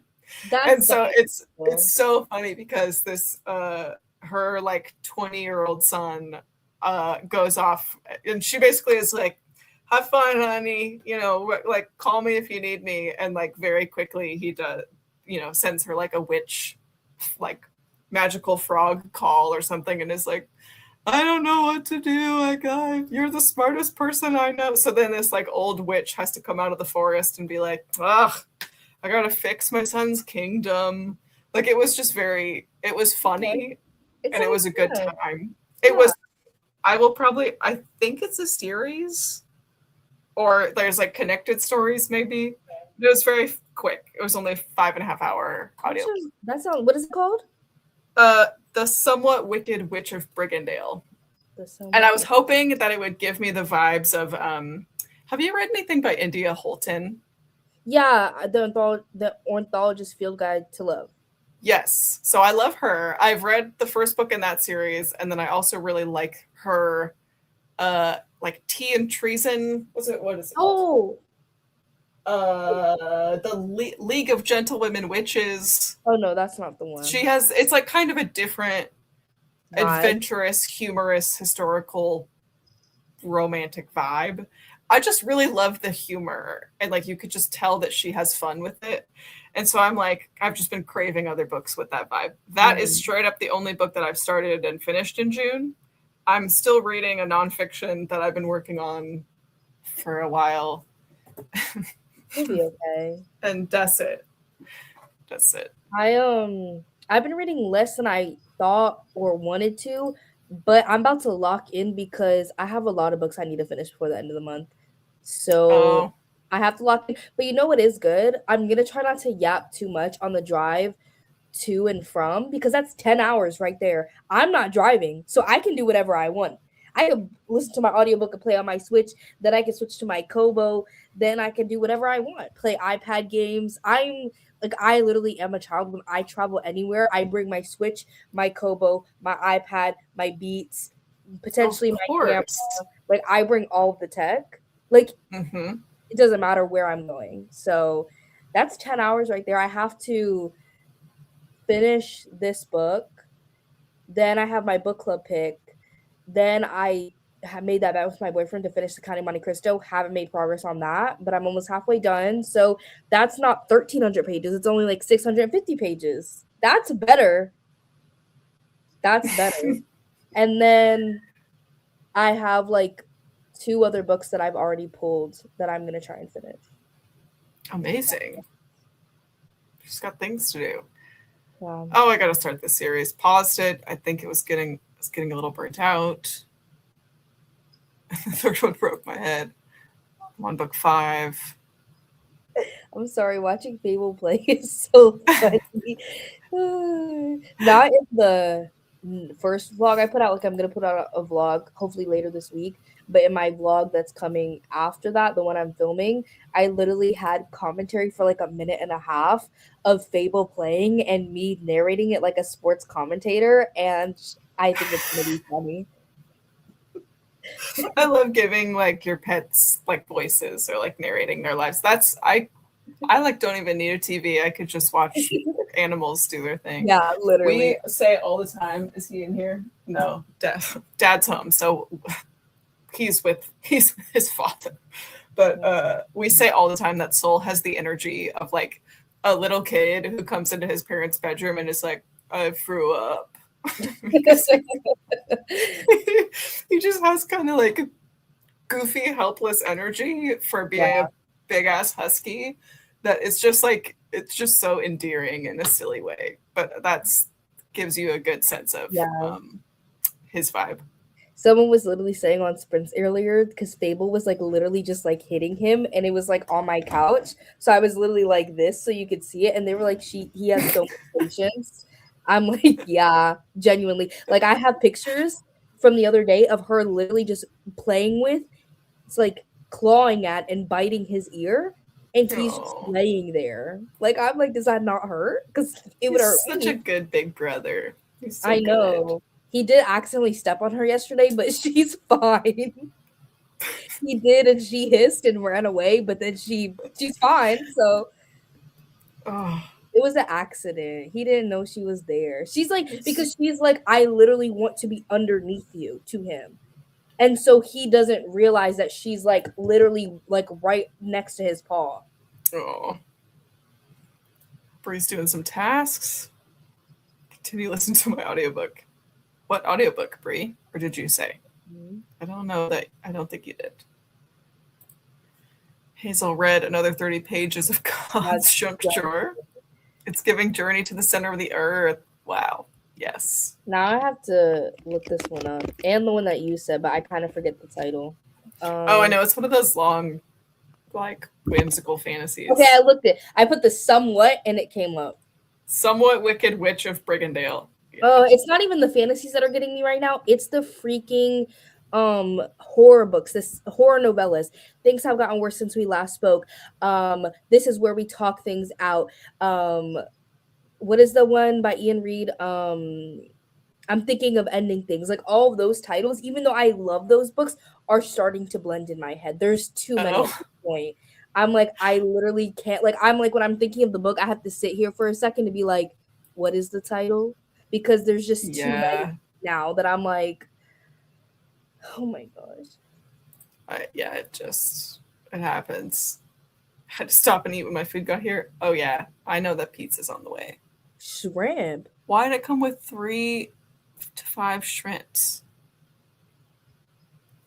Was this cheesy bread or this is not cheesy bread? Were you the person that ordered cheesy bread? Maybe cheesy bread and shrimps. Maybe. And for some reason in my head, it's like shrimp cheesy bread. I don't think is. No, but it's giving like pasta. Like it's giving like pasta. Like you eat cheesy bread with pasta. Like it's giving like maybe Alfredo or something. Shrimp Alfredo with cheesy bread. That does sound good. I forgot Gio was in here. No cap. He's so chill, stealthy. Now he's cleaning his back foot. The back one. Hello. You want to say hello? You haven't said hello on Sprint all day. My boy. Look at him. Oh, I've been getting him so many new toys. It's so bad because I have to go buy Fable new food like every 2 weeks. And I literally just bought him 2 toys when I went. Oh my gosh. It's now because Soul actually cares about toys and like Sunday could give a shit. Like it's just like years of toys that I bought because I could never resist buying cute dog toys that then just like sat in mint perfect condition because she never cared about them. But now Soul loves his toys. Look at him. Look at it, guys. You see his chin? It's turning gray. No. Stop aging. You see it? It's so gray. Oh, he's still a youngster. He's like graying in his like early 30s. He's fine. He's fine. But Soul's favorite toy is discontinued everywhere, and I would do anything to like find. I'm always looking. Like I have an eBay alert because it's not like he plays. It's like his teddy bear. Like terrible things will happen if anything happens to that little croissant. It's actually right here. Yeah, this little croissant. Oh, and he carries it around. I just found a shop in Australia that has them in stock somehow, and I sent them a message and was like, okay, how many do you have? How many? I will purchase from Australia. I don't care what the shipping is, and so I'm waiting for their email. He wanted to show y'all his shark. Oh, that's a good one. Yeah, even though he did rip it, but I sewed it up. But I think he ripped it again, or this is another. No, is it ripped? A little bit. But I literally feel so bad when his toys get ripped up. I literally keep sewing them back together until I can't anymore. He said I want it back. But I also got this one that he's been loving because he can carry it around. This thing is stiff with spit. It's stiff. Oh, disgusting. Yeah. But it's literally like, do y'all hear that? It's like industrial. And it says like even if they rip this off, like it's a toy underneath, and like I can't even squeak it. It has a squeaker. I have to be like to squeak it because it's so tough. Wait, there you go. Oh. That's like the littlest freaking squeak. Okay. It's like, Mom. We had to start getting Soul human squishmallows because the squeakers stress him out to the point where he'll just cry and like it distresses him. We have to tell people when people come into our house because he'll like welcome you and bring you toys, and we have to be like, you can play with him, but don't squeak it, or he'll get really distressed. No. So we've started getting him squishmallows. No, he loves the squeakers, and Fable's playing with this right now. That's what she was literally like had it like on her torso. And was like kicking her back feet, wrestling the toy. Just this. Here, take it back. Gio, So that's she's not acting. yours. And like literally so many freaking all my floor is just cat toys and dog toys. That's it. Cat toys and dog toys. Oh, just everywhere. It's not boy mom culture. I think this is about the witch letting her son ruin a kingdom. It was honestly hilarious. She's like, my son should not be a king. Like, go if you want him, I guess. That's It so was funny. funny. Had to return my audiobook and I wasn't done with it. Tragic. Picked a new audio so I could play video game. Picked Magical Midlife Meeting. Right on. Oh, I've read Wisteria Society. Yes. I haven't read the last in that series, I don't think. But I just love her writing. It's just so fun. She has a new book coming out soon, maybe this year or next year. And she's been like, she's already like warned her readers of like, hey, it's going to be like a different tone, still Oh yeah. cozy, more But not cozy than like funny. And I'm okay. like, all right, That's I'll not read what it, I but I'm sad. thought. Yeah. He's literally tearing the toy up. Oh, well, good thing it's industrial. Literally, like, but it's supposed to be like a werewolf, and I'm like, that's so freaking cute. Like, what do you mean? A werewolf toy? I got him another one too, but I don't know where that is. Literally, I see a dinosaur, a shark, a rope toy, a little toy that Fable can hit these balls around, two dangler toys, no, three dangler toys, and a ball. Absolutely wild. He's trying to squeak it with his nose because he does that to stuff, and he's getting pissed that it's not squeaking because he can't push it hard enough because it's so industrial. Get him a I squishmallow, then know he'll really be freaking out. it doesn't squeak. Here, ow, my foot. I squeaked it for you. So funny. Oh yeah, silly hours are happening. Silly hours are occurring. Oh, that's right. Yeah, four Oh, shrimps is criminal. it's the economy, bro. It's gotten to everybody. I don't. Cheese fed with shrimp is like not hitting for me. I don't think, but maybe if I if I was in a I don't think specific it's a bad combo though. Like, I don't think I'd be like, oh my gosh, I'm gonna vomit. You know, like I think I'd be like, this is yeah, fine. no, it's not like gross. I'd just be like, oh, that's what we're doing. Like okay, well, I'll try it. While stressing him out. That's why he's turning gray so Going bad. great. Wait, I actually that's probably he literally does get stressed out. Like she will cry Oh, at the door because she wants to come with us, but she will run underneath the couches and I can't get her unless I lift up the entire freaking couch and I don't want to do that. So she until she gets a little bit bigger, she has to stay in here. And she gets pissed and will cry at the door and he gets like worked up about it and then has to come and sniff her and lick her and check on her when we come back in. oh, Yeah, the he does get stress. stressed. What a good boy. Plazo loves his toys. It's a good boy trait, for sure. Fear a mysterious bog? Bog? What bog do I have? I have a bog? I don't know. Bag? I don't know what bag I have either. I fear unconsciousness approaches. Consciousness approach. This is funny. I'm gonna start using that. I think him too. You hitting that toy made Laszlo panic. I'm How, sorry. I'm sorry, how guys. is that boy, Darian? How is that boy? Good night, soup. Okay. The speaking the truth, cheese and seafood is But weird to like, me. I agree. But then I think about like fettuccine with shrimp. Like that's literally cheese sauce. That's cheese sauce. But like pasta, I don't know. Pasta feels exempt. You know what You is know? weird to me as well? Like I know we have Parmesan, but like cheese on pasta, low key, like the concept of it is weird, but then it's good. Or you know what also freaks me out? Ketchup on eggs, weird. Oh yeah, I don't put ketchup on eggs, but I do put sriracha on eggs with Um, a vengeance, and that does I don't question that. But the thing is, right, like I have these breakfast bowls that have like bacon and sausage and egg and potato and cheese. And I always put ketchup on it. And then I'm thinking to myself the whole time, like I'm eating eggs with ketchup and I'm freaked out. But it's so good. But I don't like I mean, get scrambled eggs and like put ketchup on it. It's a bowl, so I feel like it's different. I guess Like it's just tomatoes, but it's tomatoes and sugar. And eggs and sugar is what's getting me. there's a lot of combos of food that I don't agree with. You know what my friend and I used to fight about? For example, Brie, I need you to elaborate. Cookies and What do Kool-Aid you is crazy. what do you mean? What do you mean? My friend and I used to fight what about, cookies? yeah, what cookies and what flavor of Kool-Aid.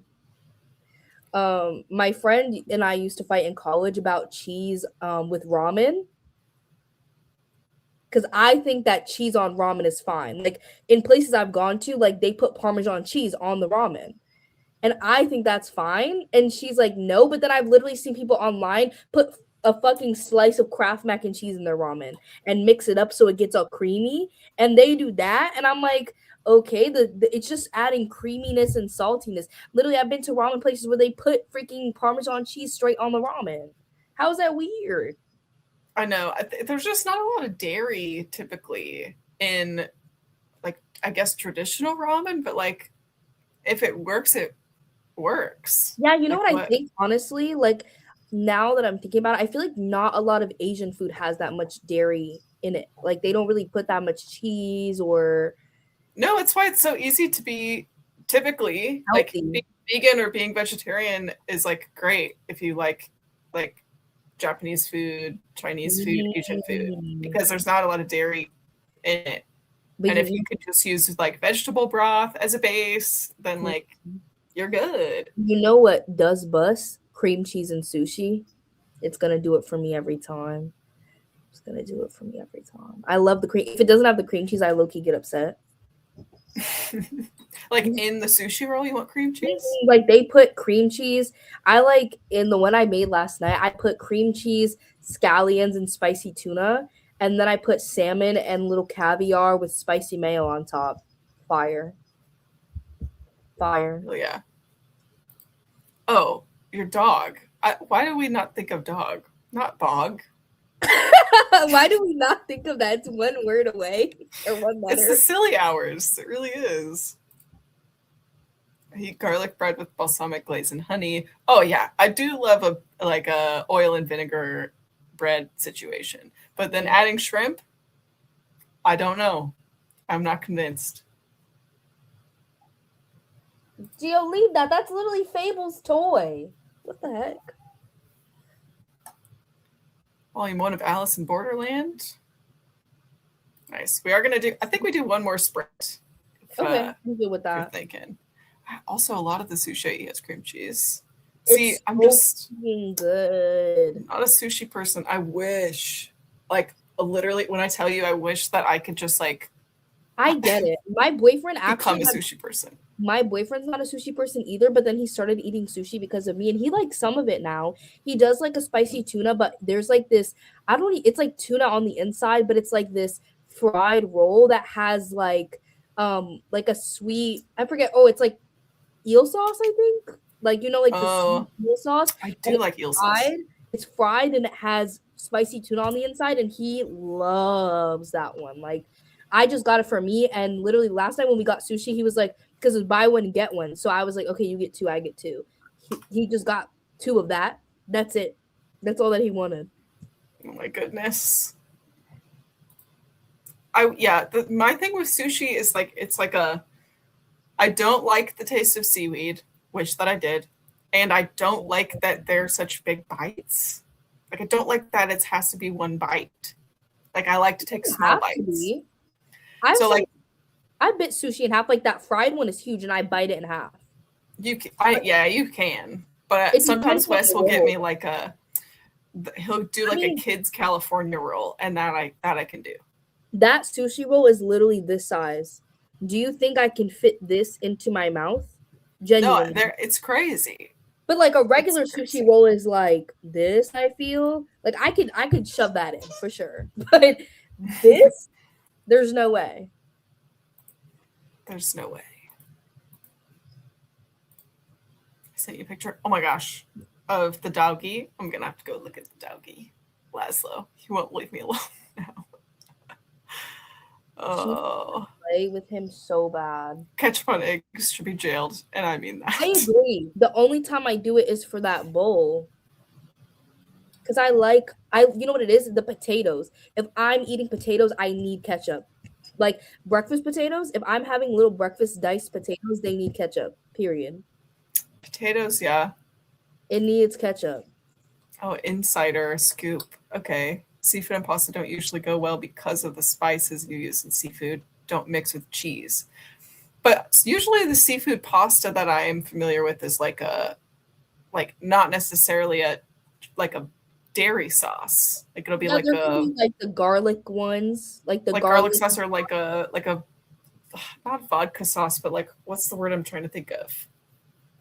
He's bad. At the Italian place I worked at in college, we had a seafood pasta with like oh my gosh, maybe like I'm thinking of like a lemon, like a butter lemon sauce. Oh, butter lemon, yeah. Or pesto even. I love a pesto. Pesto's hard because a lot of it's made with pine nuts, but if I can find one that doesn't have it, it's really good. Can you do walnuts or just no nuts? No nuts. 0 nuts. Except coconuts are fruits, so they don't count. Coconuts are fruit. No, 0 of them. Like, I'm sure there's one that I could probably eat because you know what? I'm low-key allergic to avocado, but I eat it anyways, especially in sushi, and I'm fine. And there are some nuts that I know that I'm allergic to, like a 1. It's like a 1 out of 1 or 0 to 6, I guess, 0 to 6 scale for allergies. So there are some nuts that I'm allergic to, like a 1 or a 2. So I could probably get away with it, but I'm just like repulsed by them all. Anyways. Might as well, yeah. Like, I'm just like. Plus, I've never had them. So, like, I feel like it could be this thing where, like, what happens if I try it and then I really like it and then I actually, like, I'm sad that I can't eat them? You know, like, I've never had them to be sad that I can't eat them. Like, I'm just like, that makes sense. It's inconvenient for me and for other people. My boyfriend, it's inconvenient for him because he's like, I want to eat a Reese's all the time. But yeah, it doesn't, like, I'm not sad about it. Yeah. But I am allergic to avocado. Chocolate chip cookies and red Kool-Aid. I don't know how I feel about this. I can see the sugar cookies, but the chocolate chip is a little diabolical. Like, imagine chocolate and Kool-Aid. It's just giving, What just happened, guys? Y'all beefing or what? It's like it's the fruit punch chocolate chip cookie. It's just a no. But like it might be just so weird that it works. You know, it's like a movie that is so bad that it comes around to being good again. It's like maybe it's just like I feel like I do have weird food combos too. My boyfriend always says the things I do with food are weird, but I'm trying to think of any and I can't. You know what's really good?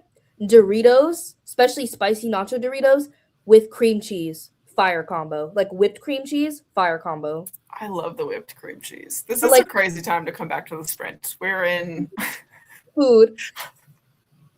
Yeah, just all kinds of rabbit trails. The spicy nacho with the cream cheese is especially good. Also, kind of crazy, but this is my boyfriend's combo that's good. Cool Ranch Doritos with French onion dip. Good. Okay. You're like processing it. I'm like, what flavor Doritos? I don't like fake cheese. Like I don't like the nacho cheese Doritos. I don't like Cheetos. Like so. Oh no, I like that all. I love the fake. What I love is Cheez-Its. Because it's not fake cheese. I can't do the cheese dust. It's like a sensory thing. Oh, I love the cheese dust. I love it. Oh, it's so good. And especially when I'm in my own home and I just washed my hands before and then it gets caked onto my fingers and I could just get it off. It's so good. No. It's so freaking good. No, that makes my skin crawl. Like when it just like congeals. No. I love basically all cheese except, is cottage cheese really cheese or is that just a name? Is it like white chocolate or what? Like, white chocolate isn't actually chocolate, but people call it white chocolate. Is cottage cheese actually cheese? Let me Google that for you. Is cottage cheese I don't actually like cottage cheese? cheese and I don't like blue cheese. But besides that, well, I haven't eaten blue cheese enough. It just freaks me out because I don't like mold. Mold freaks me out bad. Reddit. I was like, Reddit will have the answer, and the first comment on Reddit is, "Phew, that's a big question." What do you mean? It's an early form of mozzarella or cheddar.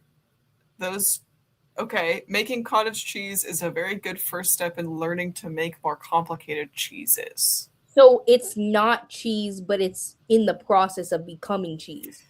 It belongs to the acid coagulated family, meaning that the coagulation of the milk is due to I don't like acid. that word. Especially, I don't like it related to food. If you're saying like coagulated blood or something, I'm like, okay, blood, whatever. Well, Food? Just other imagine. acid coagulated cheeses include cream cheese and chev.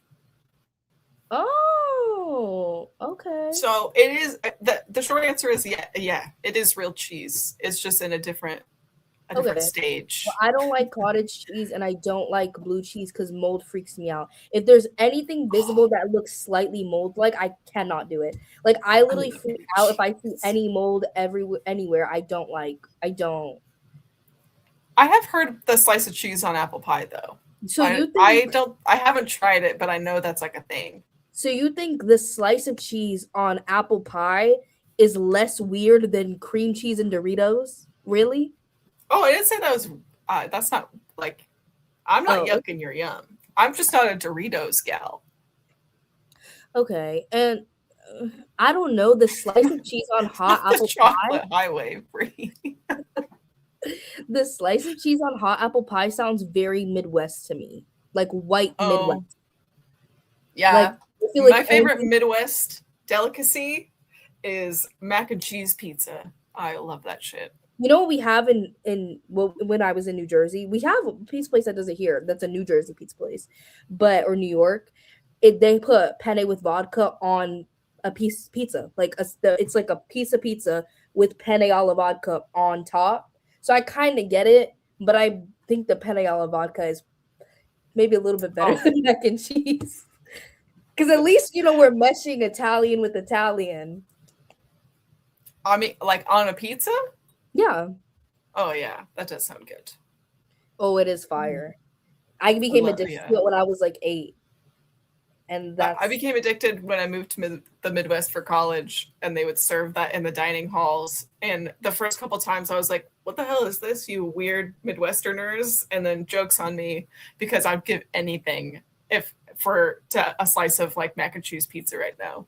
But it's just not a thing here. Kraft mac and cheese? Like, what kind of mac and cheese is it? It's like, I mean, it's not like Kraft mac and cheese, but it's like cheddar, like just mac and cheese on a pizza crust. You said you don't like fake cheese, and I feel like I'm imagining like the most yellow neon. I don't like cheese dust. Like the cream is totally fine. Okay. It's like a texture, like my snackies. Yeah. I don't like eating snacks and then having shit on my hands.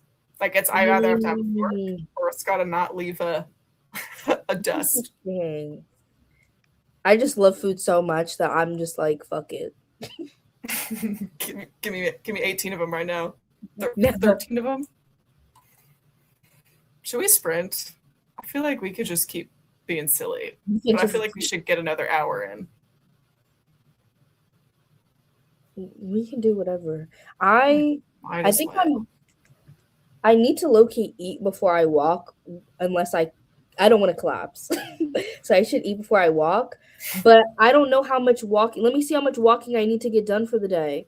Okay, I'm almost at 3 miles and I only need to hit 4. So I can walk for like 45 minutes and be okay. Okay. Are you going to let yourself watch Love Island or no? Yeah. I'm sorry, guys. I won't be making the super rare Aurora on sprints probably, but you guys can see it in my vlog. Perfect. Deal. Okay, let me do a little refresh. All right, we'll see you in an hour.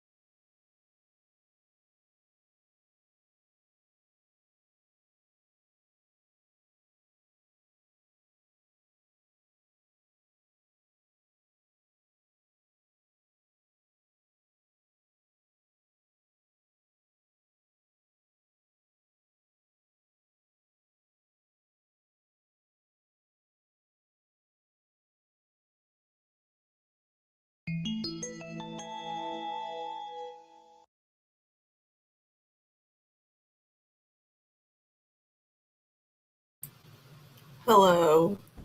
Hi. How did we do? How's Love Island? I literally ate and somehow I walked for 25 minutes, but only watched 17 minutes of Love Island. I think because of ads. Oh, So I still have 50 minutes left of the episode. But it's good. Nothing crazy's happened so far, but apparently, so right now they're in this thing called Casa Amor. Basically, they were in these couples.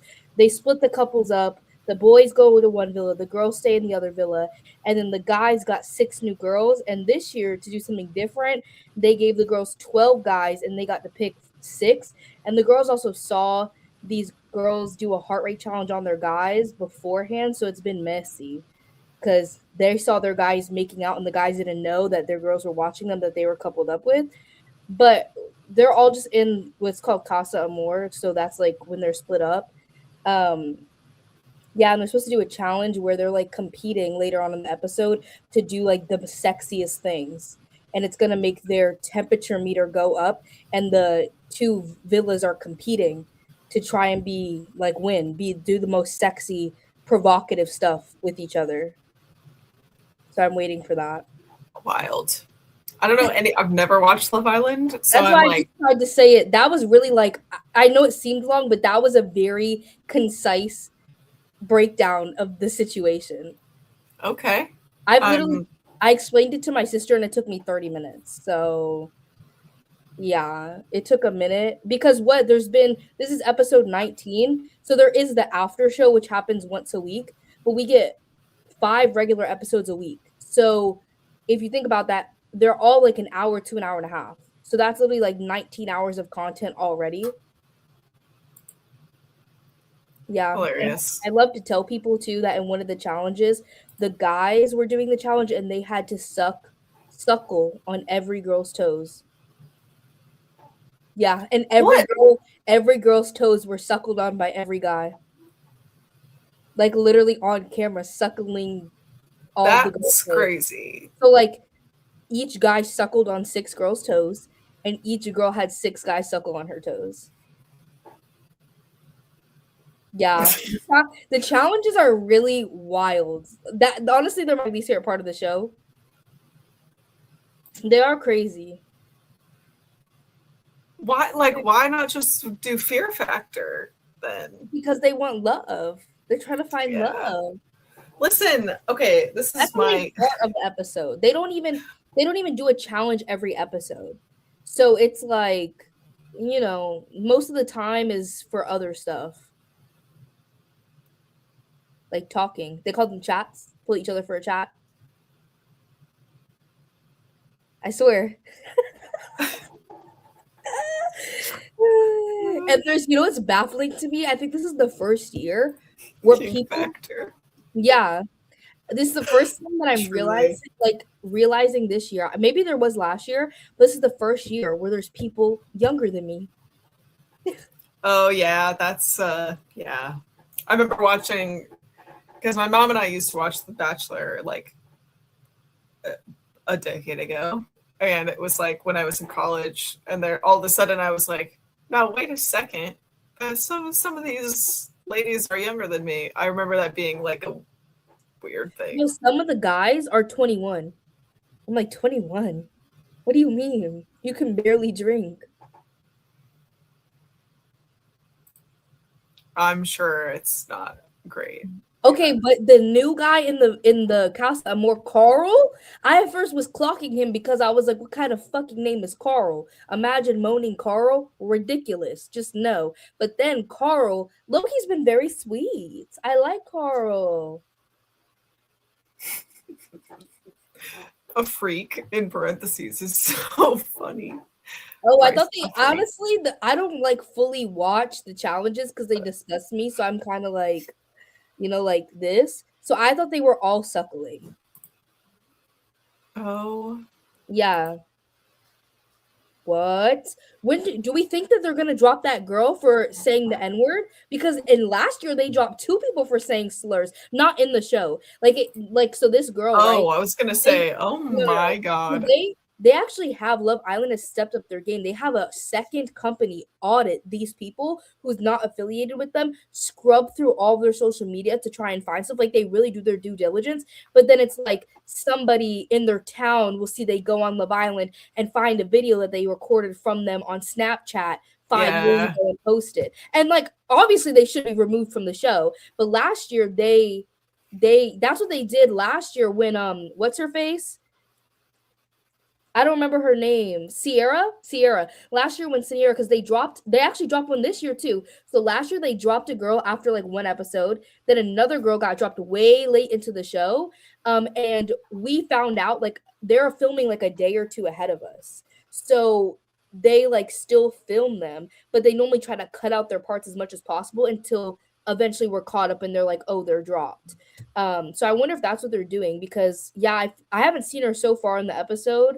But they haven't. They normally say like announce, be like, "Oh yeah, well, they're gone," and then that's literally it. They don't talk about it again. But one girl was literally dropped before she was in all the promo pictures, and then they found something out, and she was dropped from the show before it even started. Huh? Yeah, season 6 is the best. Okay, so okay. Yeah. Treat me like I'm 5. Like Okay. like what's the point of going on Love Island? Like Okay. is it a game or it's It's like everything. It's supposed to be like a kind of like it's like a competition with challenges, with love and all these things. So what happens is normally we have 5 or 6 girls and 5 or 6 guys that come into the villa, right? Then they have them normally every year they kind of change the way, but each one ends up coupling up, right? With like one, and then they start growing connections. But then even like on the first full day they started dropping bombshells already. So bombshells are people that enter the villa, and so people might be attracted to them and start talking to them, and then they do these things called recouplings where people pick who they want to choose. So normally when the bombshells come in, they are always the one who gets to choose who they couple up with. So somebody's always left single, and sometimes they're dropped from the island, sometimes they're allowed to stay, and then new bombshells come in, whatever. But then also sometimes we vote. Like there was one time earlier this season where we voted for our favorite couples, and the bottom 3 were vulnerable, so they split the girls and guys up, and the girls that were safe had to vote which guy to dump from the island, and the guys had to choose which girl to dump from the island, and one from each was dropped, which is kind of crazy because like what happened in that was the girls were like, oh, we're gonna dump this guy even though he has a strong connection like to somebody, and one of the girls was single and had no connection, or one of the guys, and so they're like, but the guys were like, oh, we were going to keep the 2 with strong connections. So one girl was literally left single even though she had a connection, and now she's sad, but she's like, I don't want my time in Love Island to end. And then they do these challenges every so often where they're just nasty kissing. It's to build chemistry, but they're just suckling toes. Like some of the challenges they've literally had to spit like fluids into each other's mouths. They're disgusting. They have slime a lot on the challenges. They be doing like they're like nasty, like literally like suckling it's toes just like fluids. shock value? Yes, but then it's also nasty and like y'all are literally like making out and like I'm about to see coochie. Like it's a lot, like nasty in a variety of ways. And then so people are trying to find a connection on Love Island. Oh, people are trying to find a connection on Love Island, and then when you get to the end, the one couple that wins. So there's normally like 4 couples that make it to the end. We start voting them off, and then we vote for our favorite couple, and the couple that gets the most votes wins $100,000. So okay. So there's a lot of components. There's the challenges, there's the bombshells, the dumping, and this is Casa Amor. So this happens every season where they split the current couples up halfway through and throw in new people to see what happens, just to shake things up. Yeah, it's just very, I think it's the way that they do it. It's so in real time that it's like we are influencing things. So I think we get like attached. Like we're like, these are our little Sims. Like we are controlling them. I feel like because it's we're so close. Yes, and then also it's like, oh, like every night we're like because it comes out 5 nights a week, regular episodes. There's only, and then one night there's the after show. So there's only one night with nothing. So every night we're all like, oh, we have to watch the newest Love Island episode, and then going on TikTok, going on social media, talking with other people, seeing everybody else talk shit. But people also make like actual like sociological like videos about Love Island and talking about how like this is a really weird environment for us to see sociological phenomenons play out. And that's what I think is the most interesting about the show is thinking about that and seeing other people like have discourse about that. And so it feels like you're like with the community, like we're all watching. And so I think it makes it a bigger thing versus if they just recorded it in advance and then dropped it. Yeah, I could see that. You feel more like you're in it. Yeah, like, and it feels like a community. Like all of my friends right now are watching Love Island. I like. What's the other show that's so close like that? Is it The Circle, where they're all in a house, but it's like in real time? Maybe. I literally only watch Love Island. That's the only. Oh, and The Secret Lives of Mormon Wives, of course. Of course. I haven't watched any. The last like closely following reality show I was watching was like Below Deck in my college era. Or actually a really similar vibe to Love Island, it sounds like, but Korean version is Singles Inferno. And there's like there's guys, there's girls, they keep them separate, then they couple up, then they drop new people in, and then they have to like do challenges, and if they win the challenge, like they can pick someone to go on like a one-on-one date with. And then if they have a connection, I really enjoy that. And it's like actually like there's not really like shock value or like raunchiness. It's they really play into like the personalities and like the like the people, as opposed to just like the the things that what I've heard like Love Island will do. Personally, for me, like I see how like if people haven't watched it before, or some people who even watch it could say it's like so. Like my sister was like, it's vapid, like it's just like sexual raunchy, whatever. But honestly, like I've literally cried. Like literally this season already, I've cried. Like I have cried because like it's emotional and the characters, they're my Sims. I mean, they are like they're putting on a character, but yeah. The people like they really get like emotional ties. You start rooting for couples or rooting for certain people, and like some of them really do. Like they definitely do have their personalities come out, because tell me why this is so funny. One of the guys, his name is Corbin. When he first came on the show, everybody online started calling him Corbin GPT, calling him AI or like a robot. He doesn't talk in a robotic manner. Like it's not like his voice is like, "Hi everybody, my name is Corbin." It's not like that. But the way that he just says things sometimes, we're like, why would you say it like that? Like it just sounds so AI generated that we're like, what? And then in the show, they don't know what we're saying outside. They have no phones, no social media, nothing. And in the show, they started calling him AI and like a robot, and like being like, oh, he like reboots and stuff. And I'm like, that's so funny that like we made the joke, and then y'all also made the joke separately without even knowing that we did. That is funny. Like I'm just like, see, that really shows like how, oh my gosh, my blood is boiling over Corbin right now. Corbin, KC, both can go in a burning dumpster trash can. I hate them, and I hope that while they're kissing, they collide too hard and they both get bloody noses. Excellent curse. Yes, I'm sending it out. I think the thing that's fun about I'm not caught up. I haven't watched Singles Inferno in a while. But that's probably the most recent dating show I've watched. But the thing that's fun about it is like they have like 5 hosts of the show. And so they'll like you'll be watching an episode and it'll be like whatever is happening in the show, cut to the 5 hosts like sitting in a room watching the episode air. So then you get their like commentary. And usually one of the hosts is like a former contestant on the show. So cool. It's super fun because you don't, obviously it's not like, oh, this happened yesterday, they're like releasing so close like Love Island, but you do still get that, because so often you'll be like, oh my gosh, I can't believe she said that to him, and then it'll cut to like the hosts being like, did she really just say that? Like it's a fun like it's a fun dynamic. It's the way that someone said, "Don't forget Sinister," and I knew exactly who they were talking about. I mean, his name also starts with S-I-N. His name's Sincere, but we call him Sinister, Insincere, whatever. He is literally.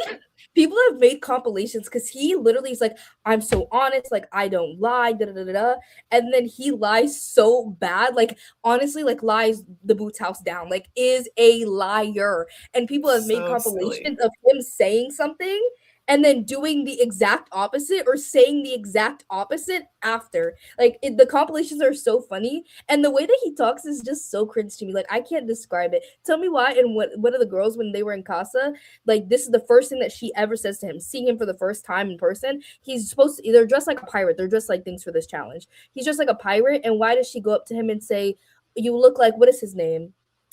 Oh, guys, help me. What does he say? What does she call him? Um, it was so funny. What was it? I can't remember. I'm waiting. I know they're gonna know in the chat because it was so funny. Lord Farquaad, that's what it Farquaad. is. They were like, they said, "You look like Lord Farquaad," and he said, "I could be anything you want me to be." Like, cringe, cringe, corn, corny, corn dog, cornball, corn. Like, she says you look like Lord Farquaad, and you said, "I can be whatever you want me to be," is crazy. That is just wild. Why would you say that? So funny. Like, why would you say that? I mean, it's, the hype is real for sure. Yeah, I mean, to be fair, I didn't watch them live, but I did used to watch Love Island UK back in the day. Like, I watched Love Island UK when I was like 13, 14. Like, I would get, this was before Love Island USA existed. So it was years ago for sure. And so I used to get a VPN to try and watch it live. Like, I'd pay for VPNs so I could get it because it was not accessible at the time. And then I think it became too much effort. So I stopped and I heard Love Island USA was bad. So I didn't watch it. But then season 6 was like the best season of Love Island anything. USA, UK, Australia. They have like South Africa or something. Like they have tons of Love Islands now. Love Island season 6 US is the best. So that's when I started tuning in, and now I can't. It's like it doesn't feel like summer without it. Like I don't know how to say that. It sounds like an addiction, but it just doesn't feel like the same. I'm like, what do you mean I don't have my nightly Love Island? You gotta have it. All right. Like he's from South Jersey is crazy. Sincere, sinister. If you know what I mean. Wild. I hope I don't know any of these people. Melanie was was with Sincere. Melanie was with Sinister, Sincere, yeah. Maybe I'm just gonna call him Sinister Insincere. Love Island is your vice. My vice? It is not a vice. What do you mean? It's what not do you a mean vice. Dark romantasy? Like they're trying to emulate dark romantasy? Like you think about how I think some people are just like that. But like think about how cringe they sound in those books sometimes. That's how cringe they sound in real life. But Love Island, I don't think is my vice. I like because I wouldn't call it like a guilty pleasure. Like I'm not guilty about it. No. If I was guilty, I wouldn't talk about it. I'm not guilty about it. It's entertaining as fuck. Like sometimes we just need a little cotton candy popcorn for the brain. And still, if I wanted to make a 30-minute thesis video essay about Love Island, I could do it. Yes, watching it from a psychological and sociological perspective is wild. It's like the manipulation, the gaslighting, like especially now after counseling classes this past year. Before last summer, I didn't do any counseling classes. Now I've done counseling classes. I'm just like literally pulling my hair out. I'm like, what is going on? Yeah. It sounds wild. It sounds crazy. Is. It's very entertaining. And it feels like routine. Like it's like a nice nightly routine to just have your little episode. That's what I like. I see. Mm-hmm. I see. Well, I'll let you get back to your episode. Yeah, I still have 15 minutes left. But I always try to push myself to walk the entire episode. So, I mean, I like to walk. It's not like I'm forcing myself. Oh my gosh, girl, walk. But I'm like, okay, like walk the whole episode. Instead of just eating chips on my couch, because that's what I probably would do. I mean, that's also a vibe. But that's what I did yesterday.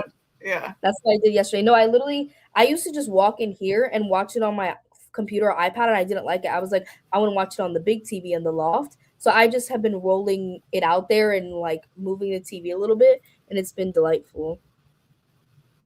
Love it.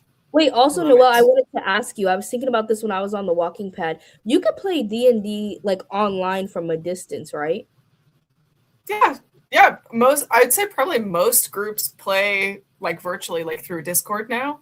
We Okay. just so happen to have a local group that comes to our house and plays, but it's And really then common to play virtually. And then aren't there ones where you could just do it like once? Like is it like a one Yeah. shot or something? That's Because called I a was one gonna shot. Yeah. say I want to play with you. That would be so fun. Oh my God. But then Yeah. I Yeah. know you already have like a whole campaign, so I'm like I don't wanna that's a lot, but like just like one, that'd be fun. And then I haven't played it ever, so it'd be fun to like learn. Oh my God. I mean, even just to like, chat about it, or like if you're making your character, or like whatever questions you have, like I'm a big nerd. I will happily talk to you about it. But I yeah, know. I mean, we've talked about like, because we have some other friends too that aren't local that would love to play. So it would be fun to have more of a like virtual like Discord group, even for probably especially for one shots, because it's like less commitment. Mhm. Um, That'd be but so yeah, fun. oh my God, it's so fun. And Everyone you should know, play. yeah, like it'd be really fun. Do recap videos. That'd be so funny. There's all kinds of tools you can use. Oh yeah, there's so many good virtual tools, to the point where I really like my tools that I have for like our in-person games, but there's so many sexy, beautiful maps and like just all kinds of things you could do for virtual games. Like it's a good I'm time. trying to think like what kind of plot would I want? Like I know you can do like whatever, right? Are you gonna DM? Are you I gonna mean, no, play? no, no. But I'm like, what would I want somebody to do for me? Like, what would be my ideal like Oh yeah. world situation? I don't My know. campaign is like, and this is the funny thing about DMing, is Could like you you do get like? to Go ahead. go ahead. Sorry. The boy Oh, is I was here. just He's smelling my pizza. I was like, could you do like a dystopian type vibe? Oh yeah, you could I feel literally like do that's anything. so Yeah. fun because dystopian was like what got me into reading, literally, like reading Hmm. like this. So it would be so fun. I mean, dystopian worlds are kind of like sad and crazy, but it would be fun for me. Like I just told one of my because we have two campaigns right now, and we kind of just got to a good pause stopping point with our Friday group. And so I told them, I was like, this doesn't have to be the end of the campaign, but if we want to pause this and start a different adventure, make new characters, do something else, I have this idea. Tell me if you want to do that or keep playing this campaign. And all of them were like, oh my God, we want to do that. Because I have been rolling around this idea of like, I want to do Okay, do we get an like idea? I'll give you a scoop. Okay, a It's scoop.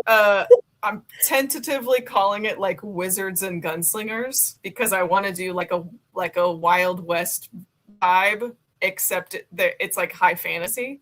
So no one's gonna bring fucking swords and bow and arrows when everyone can cast magic or has like magic guns. Do you know what I mean? It's like Yeah. everyone has like rides.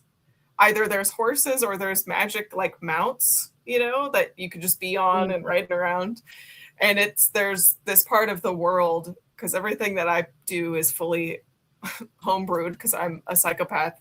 So there's an area in the world in a different time period where it's like it's truly just it's lawless, and there's just like magic is brand new. And so there's this tension between like what's which faction is going to end up with more power as the world develops. Is it going to be the people who just have access to magic, or is it going to be the people who have access to like other means of power? And so Interesting. That they're like, sounds that sounds really fun. good. That sounds So really that's good. it's going to be a good time. The other two that I've done. Actually, the one we just wrapped up is the closest to a dystopian vibe because it's happening mid-apocalypse where by dragons. So there are no cities because anything that's like open to the sky is like has been taken over or burned or destroyed. So either people are living underground or living as nomads, or like, so everyone is really isolated. The civilization is really fractured. So there's these ragtag adventurers that have been going around trying to find any survivors that the dragons may have like captured to see if there's any hope of like, you know, getting through the apocalypse. So that's been fun. But my main campaign, my first campaign, that's like the most story driven, is like, it's like kind of whimsical pirate Studio Ghibli vibes, where it's like on a tropical island. All of the characters have one NPC in common, and they all get like a letter basically saying like, you are like, we regret to inform you that this person has passed and you're named in their will. So please, you know, come to the island to receive your, like, pay your respects and receive your inheritance. So, and then when they get there, the circumstances of that person's death are really strange. And so they're like trying to uncover the mystery and figure out what else is going on this little island, and all hell breaks loose. Oh gosh, that's crazy. Okay, I have two things. One, I feel like this sounds basic, like basic Dungeons and Dragons kind of vibe, but I feel like this specifically could be done like very specific, and that is like an Ella Enchanted kind of campaign, if you know what I'm saying. Oh, not just like 100%, yes. Not just like fantastical, but like storybook fantastical, you know, like Ella Enchanted vibe. And then also two is a question. When you're a DM, right? Can't like sometimes the characters do like whatever they want? Like they can just like do whatever? Yeah. I mean, it's not like, so the fun part about being a DM is they can try to do anything they want. You know, it's just like whether it succeeds. That? Like that's what I was gonna ask, is how do you like, because if they could say whatever they want to do, how do you like anticipate where the story goes next? Because you don't know what they're gonna say. Right. The fun answer is that's improv, baby. It's like we're just fucking making it up. That's what I thought, but the real answer is my prep. Like what I have learned is like you'll get yourself into trouble if it's like, I'm gonna plan how my session is gonna go, and they're gonna do this, and then they're gonna do this, and then they're gonna talk to this person, and then they'll get this piece of the story to progress the mystery or whatever. And maybe that first thing will happen because I'll be like, okay, we're going to start session and you're here. And that's really all that I can guarantee will happen, is that they'll start that scene and I don't know anything else. So all of my prep is decentralized, where instead of being like, they'll get to this scene and X will happen and then they'll get this clue, I just know that, okay, they need to find out somehow that this person is suspicious and that this person has a piece of evidence. So it's like, it doesn't, that those things don't need to happen in a specific scene. It's going to be at like the funeral scene or whatever. And maybe I had thought probably they're going to ask the bartender, hey, did his brother show up or whatever? Because I need them to be suspicious of, or to find out where the brother was for whatever reason, because the answer is like, no, that person's brother never came. And then it's like, oh, that's weird. But if they never talked to the bartender, then would they even get that information? So instead, if they enter that scene and they're like, okay, who is in here? Is there any like attractive young women in here? Can I go up to one of them and talk to them and offer to buy her a drink? Or actually, fuck this whole funeral. Where's the nearest farm? Can we go like like they'll just say like crazy things sometimes. So I feel like there's that'd be me. if all I know is like, okay, well, then the thing that's going to get you next on your mystery is knowing that that person's brother is kind of sus, then yeah, there's a farm. It's about a 2 hour, outside of the city. So if you're going to go that way, you're going to pass this antique store, and in the antique store there's a wanted poster, and you notice it looks like your friend's funeral you're missing right now. And then that's like, oh, that's weird, I should go check that out. And then if they pull on that thread, it's going to be like, oh, that wanted poster is that person's brother, isn't that suspicious? So then it's like, I can give the information, and that's the improv for me, is like, I know the information I need to give them, but I'm not married to the vessel that it has to come through, if that makes sense. Yeah. It seems like it's definitely takes brain power. It's practice. I'm not even kidding you. It's, of all of the like writing advice and creative advice in my life, like no one ever was like, oh, writers should play D&D, creative people should play D&D. But like, actually, that's been the best thing ever for my creativity. Yeah, it's creative, collaborative storytelling. Yeah, I like it. I like it when people get into the bit. Like I watched some people play a little bit of D&D, and I like it when they commit. Like sometimes people are scared to commit, but I like it when they commit. I don't know if I could do a voice personally, but I like it. I only do silly voices. Actually, I have practiced a Russian accent because I had a specific NPC that I wanted to reveal, that giving them like a serious voice, I knew that my characters would be like, oh shit, like that's weird and different, that they have like a real voice and not just whatever silly voice I do. But otherwise, I kind of just swing it.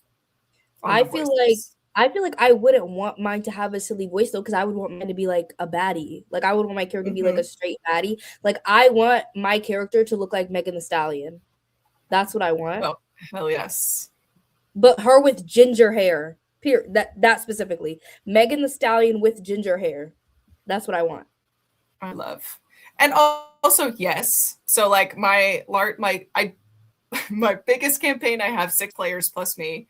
I do know them all pretty well. I know their play styles. I know their characters. I'm pretty good at predicting, like, not necessarily like what they'll say, but I'm pretty good at predicting what will get them to bite. It's like, if I put this in front of my monk player, I know like any chance for a monologue, that man will take it. Any chance for a dramatic monologue, he'll take it.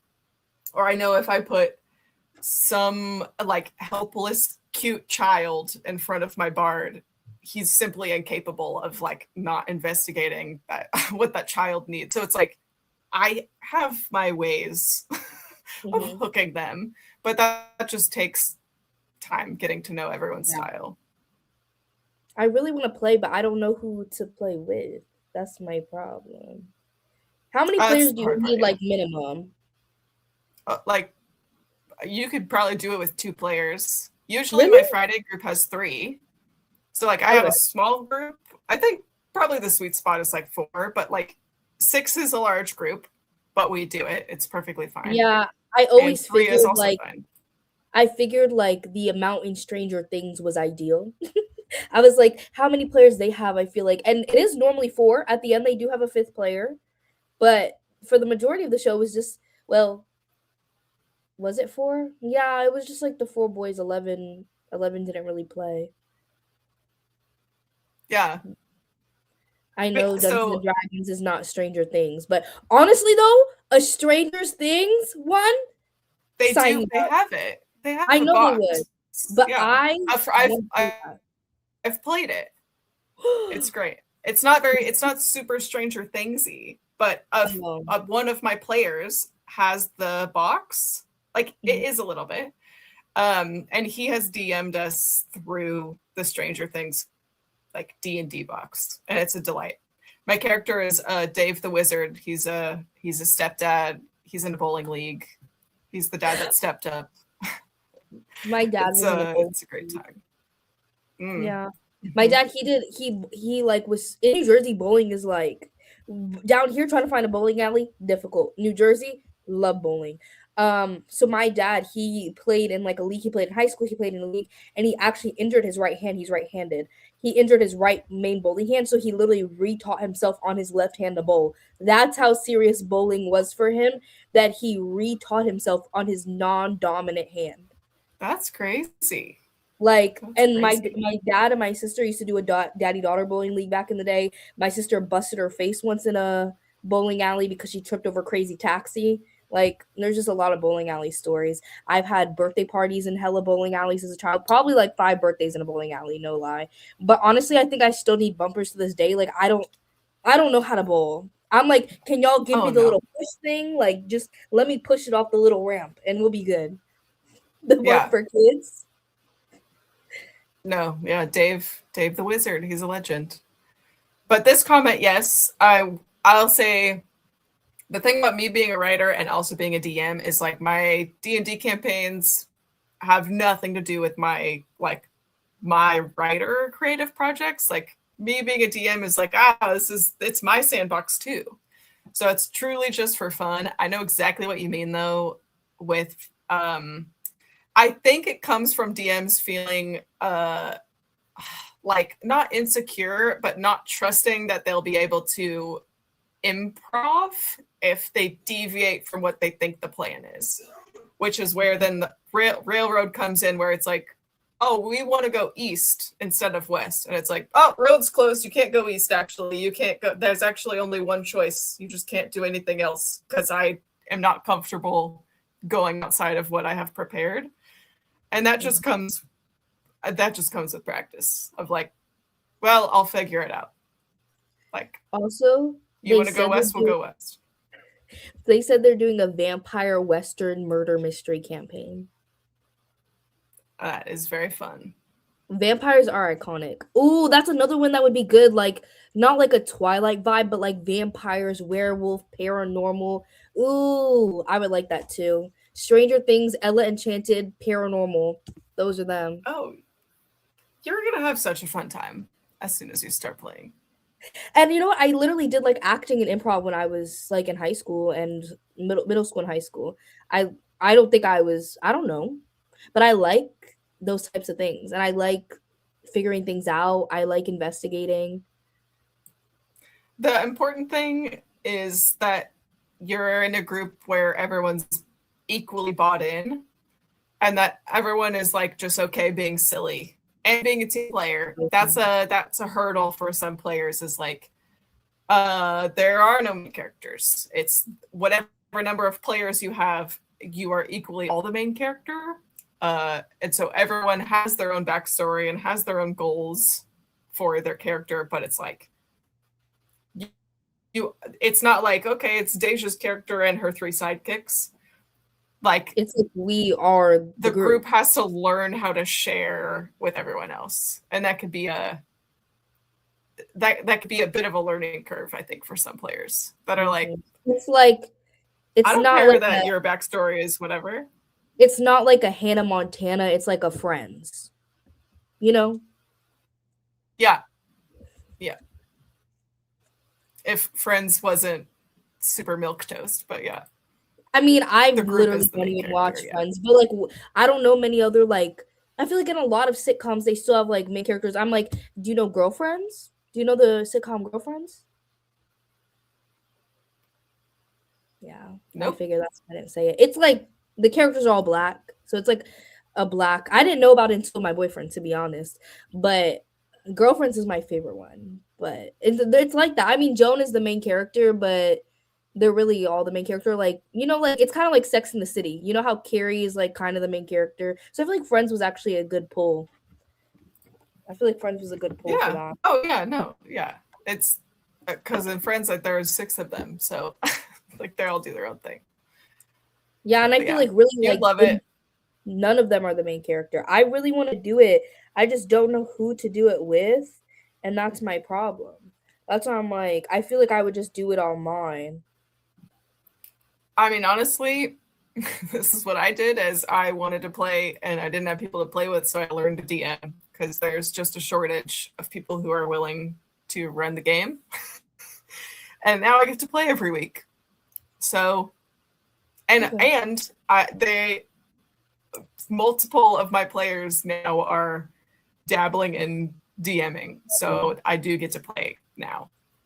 But in the beginning, it was like, okay, guys, fine. If I run the game, can we play? And then suddenly, then I had a bunch of people who wanted to play. That's so cool. I just feel like I don't even know the game. Like I would have to. I mean, I know it's kind of like your own thing, but I feel like I would need to do at least one first because I'm a learner by doing. So I feel like I would need to do one myself first, like play first before I could do that. Wait, Bo plays D&D too? Bo plays. I know Monique plays. So like Laura we can plays. Just play. We could just do a one shot together, just all of us. Yeah. I would love to do. I want to do like a girly pop group. You Please, know, yes. Like I play with a bunch of gals, but I want to do like a girly pop, like, game, especially because I play with a lot of married couples, including my spouse. So it's like kind of awkward, not actually awkward, but it's just like a little bit awkward to be like flirting with NPCs because you're like your partner's right there. Yes. Which is just it's just funny sometimes. So I'm like, I want to do like girls gone wild, girly pop. So D&D, what kind of we'll see. Like what kind of like story do you think it would be? Like it would also be girly pop? Maybe. I think it would be funny or interesting to like there's a great mini season of Dimension 20 where they were all villains on Dropout. I don't know if you watched Dropout, but Dimension 20 is excellent actual play show.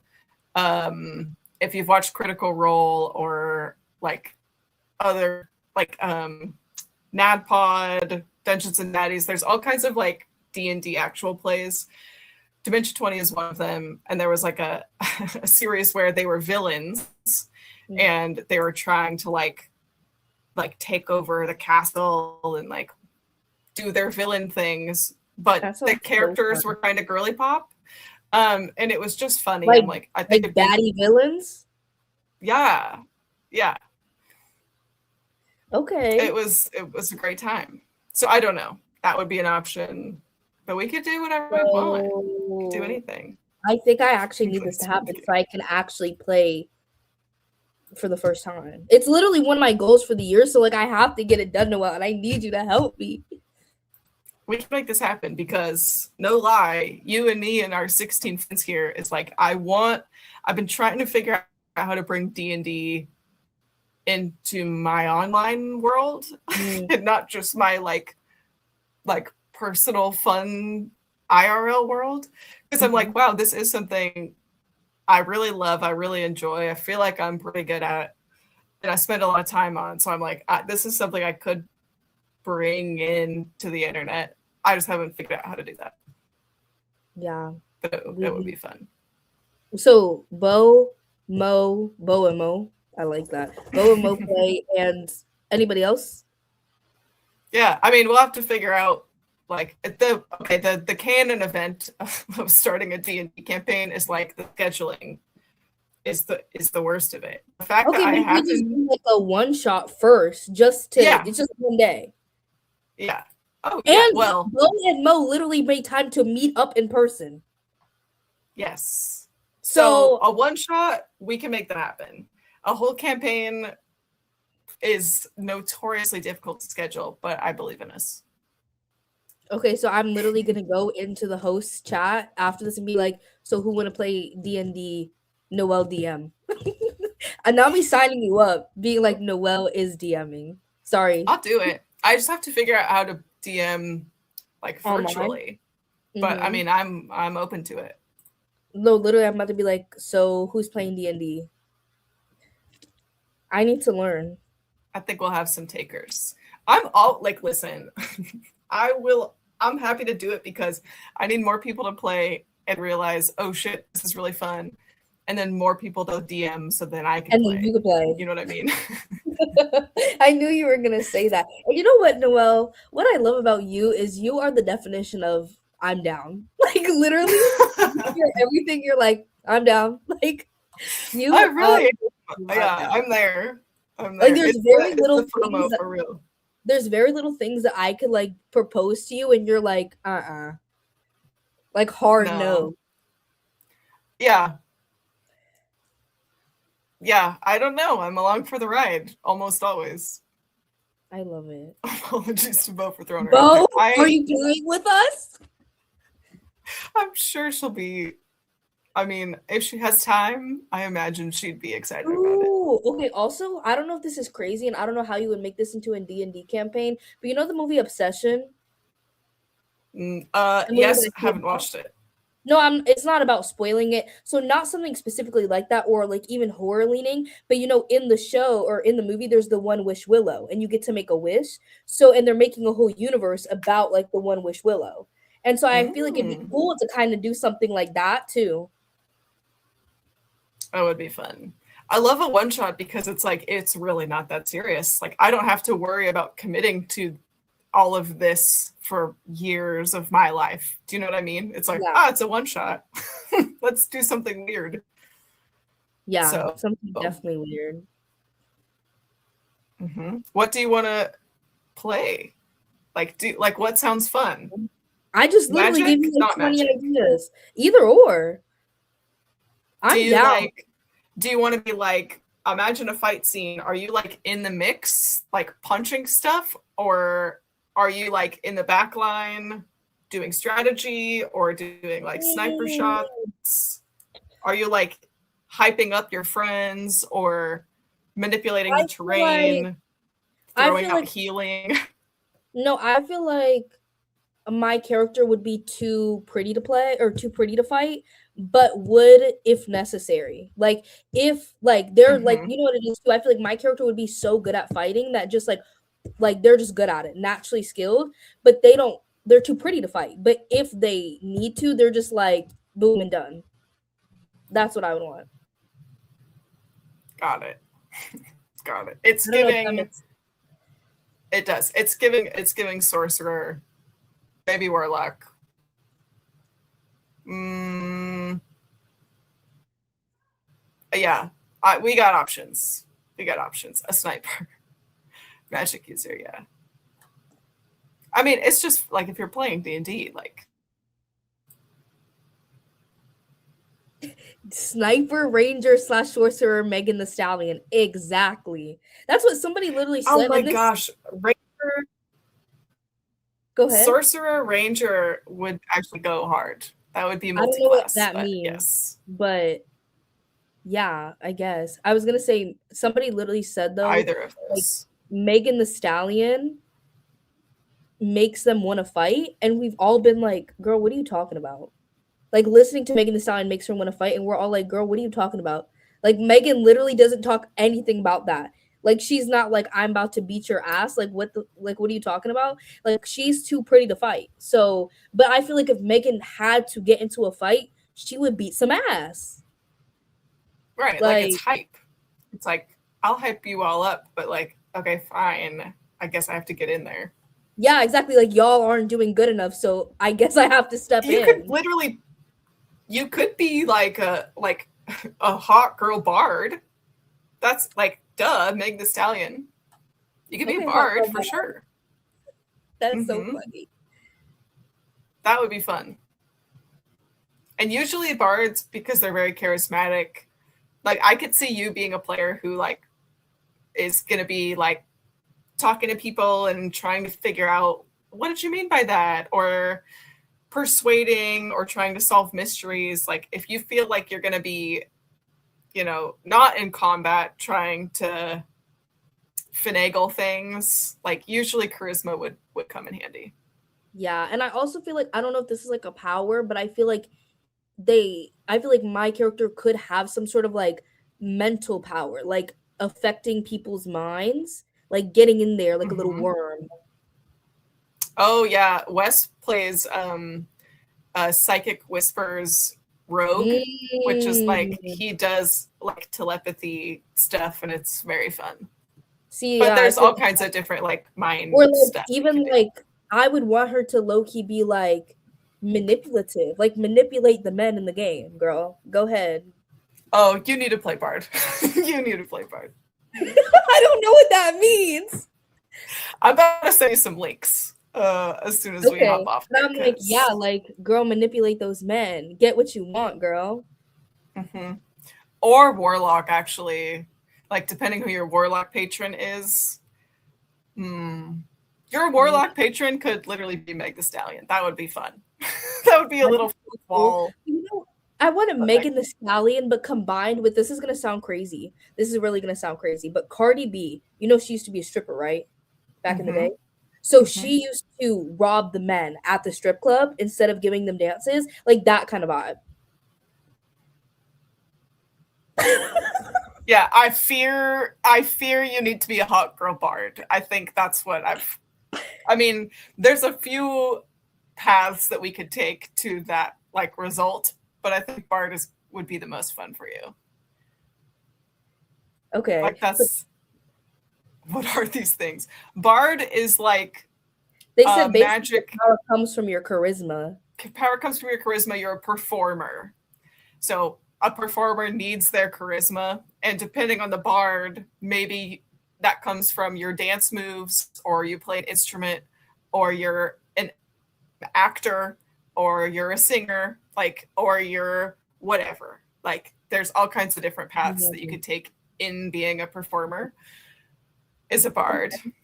A warlock means that you make a deal with some magical being entity, and that deal, like the simplest way to explain it is like you make a deal with the devil and the devil grants you power, but there's other entities and other beings that, like an unlimited number of them, that you could make a pact like that with, and that being is like your patron, and you are bound to their terms, whatever they are. Bound to Megan the Stallion? Yeah, and like whenever she comes calling, you know, whatever the terms of that contract are, can my you would character be bound to. Huh? Can my character twerk? Can that be part of her power? Hell yes. And she's one thing about me a lot. is I will be rewarding every the big swings. Every sentence that I'm gonna do in the game, I'm gonna be like, afterwards. Every single one. We had a character, my druid, in our Wednesday campaign.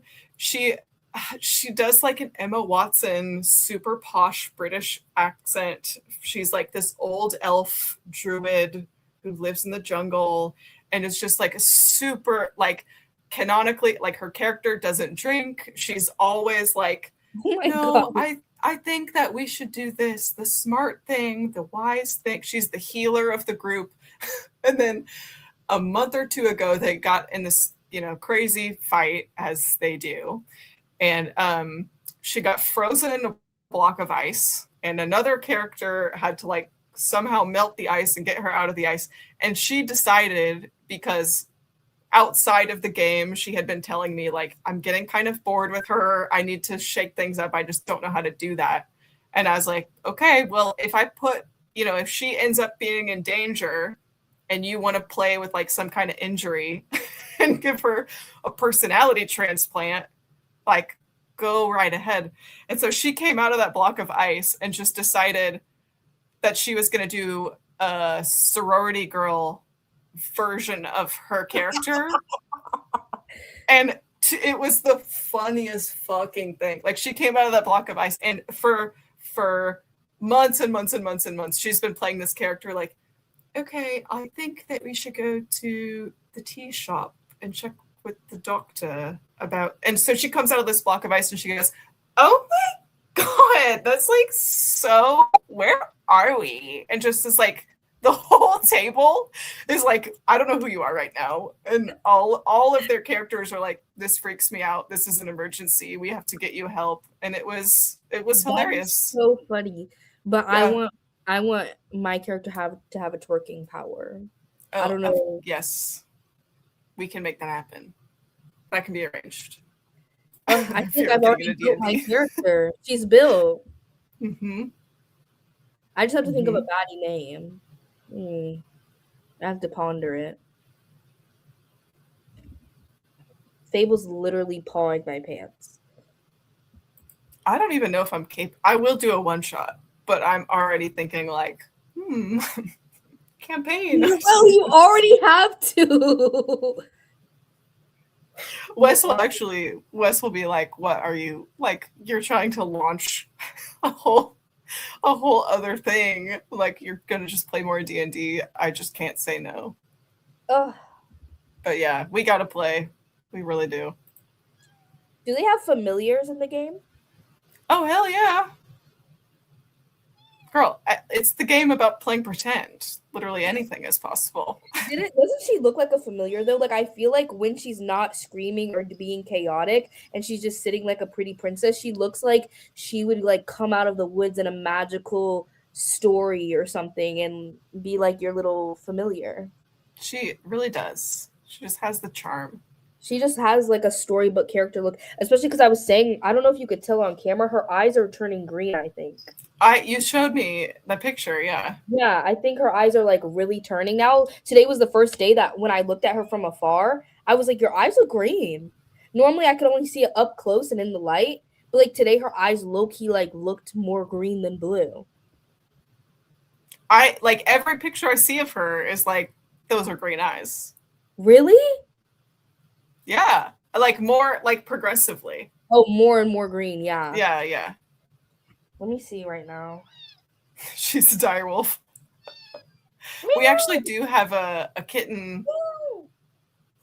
Let me make sure I think he has his headphones on. One of my players in one of my campaigns adopted a kitten like a year ago.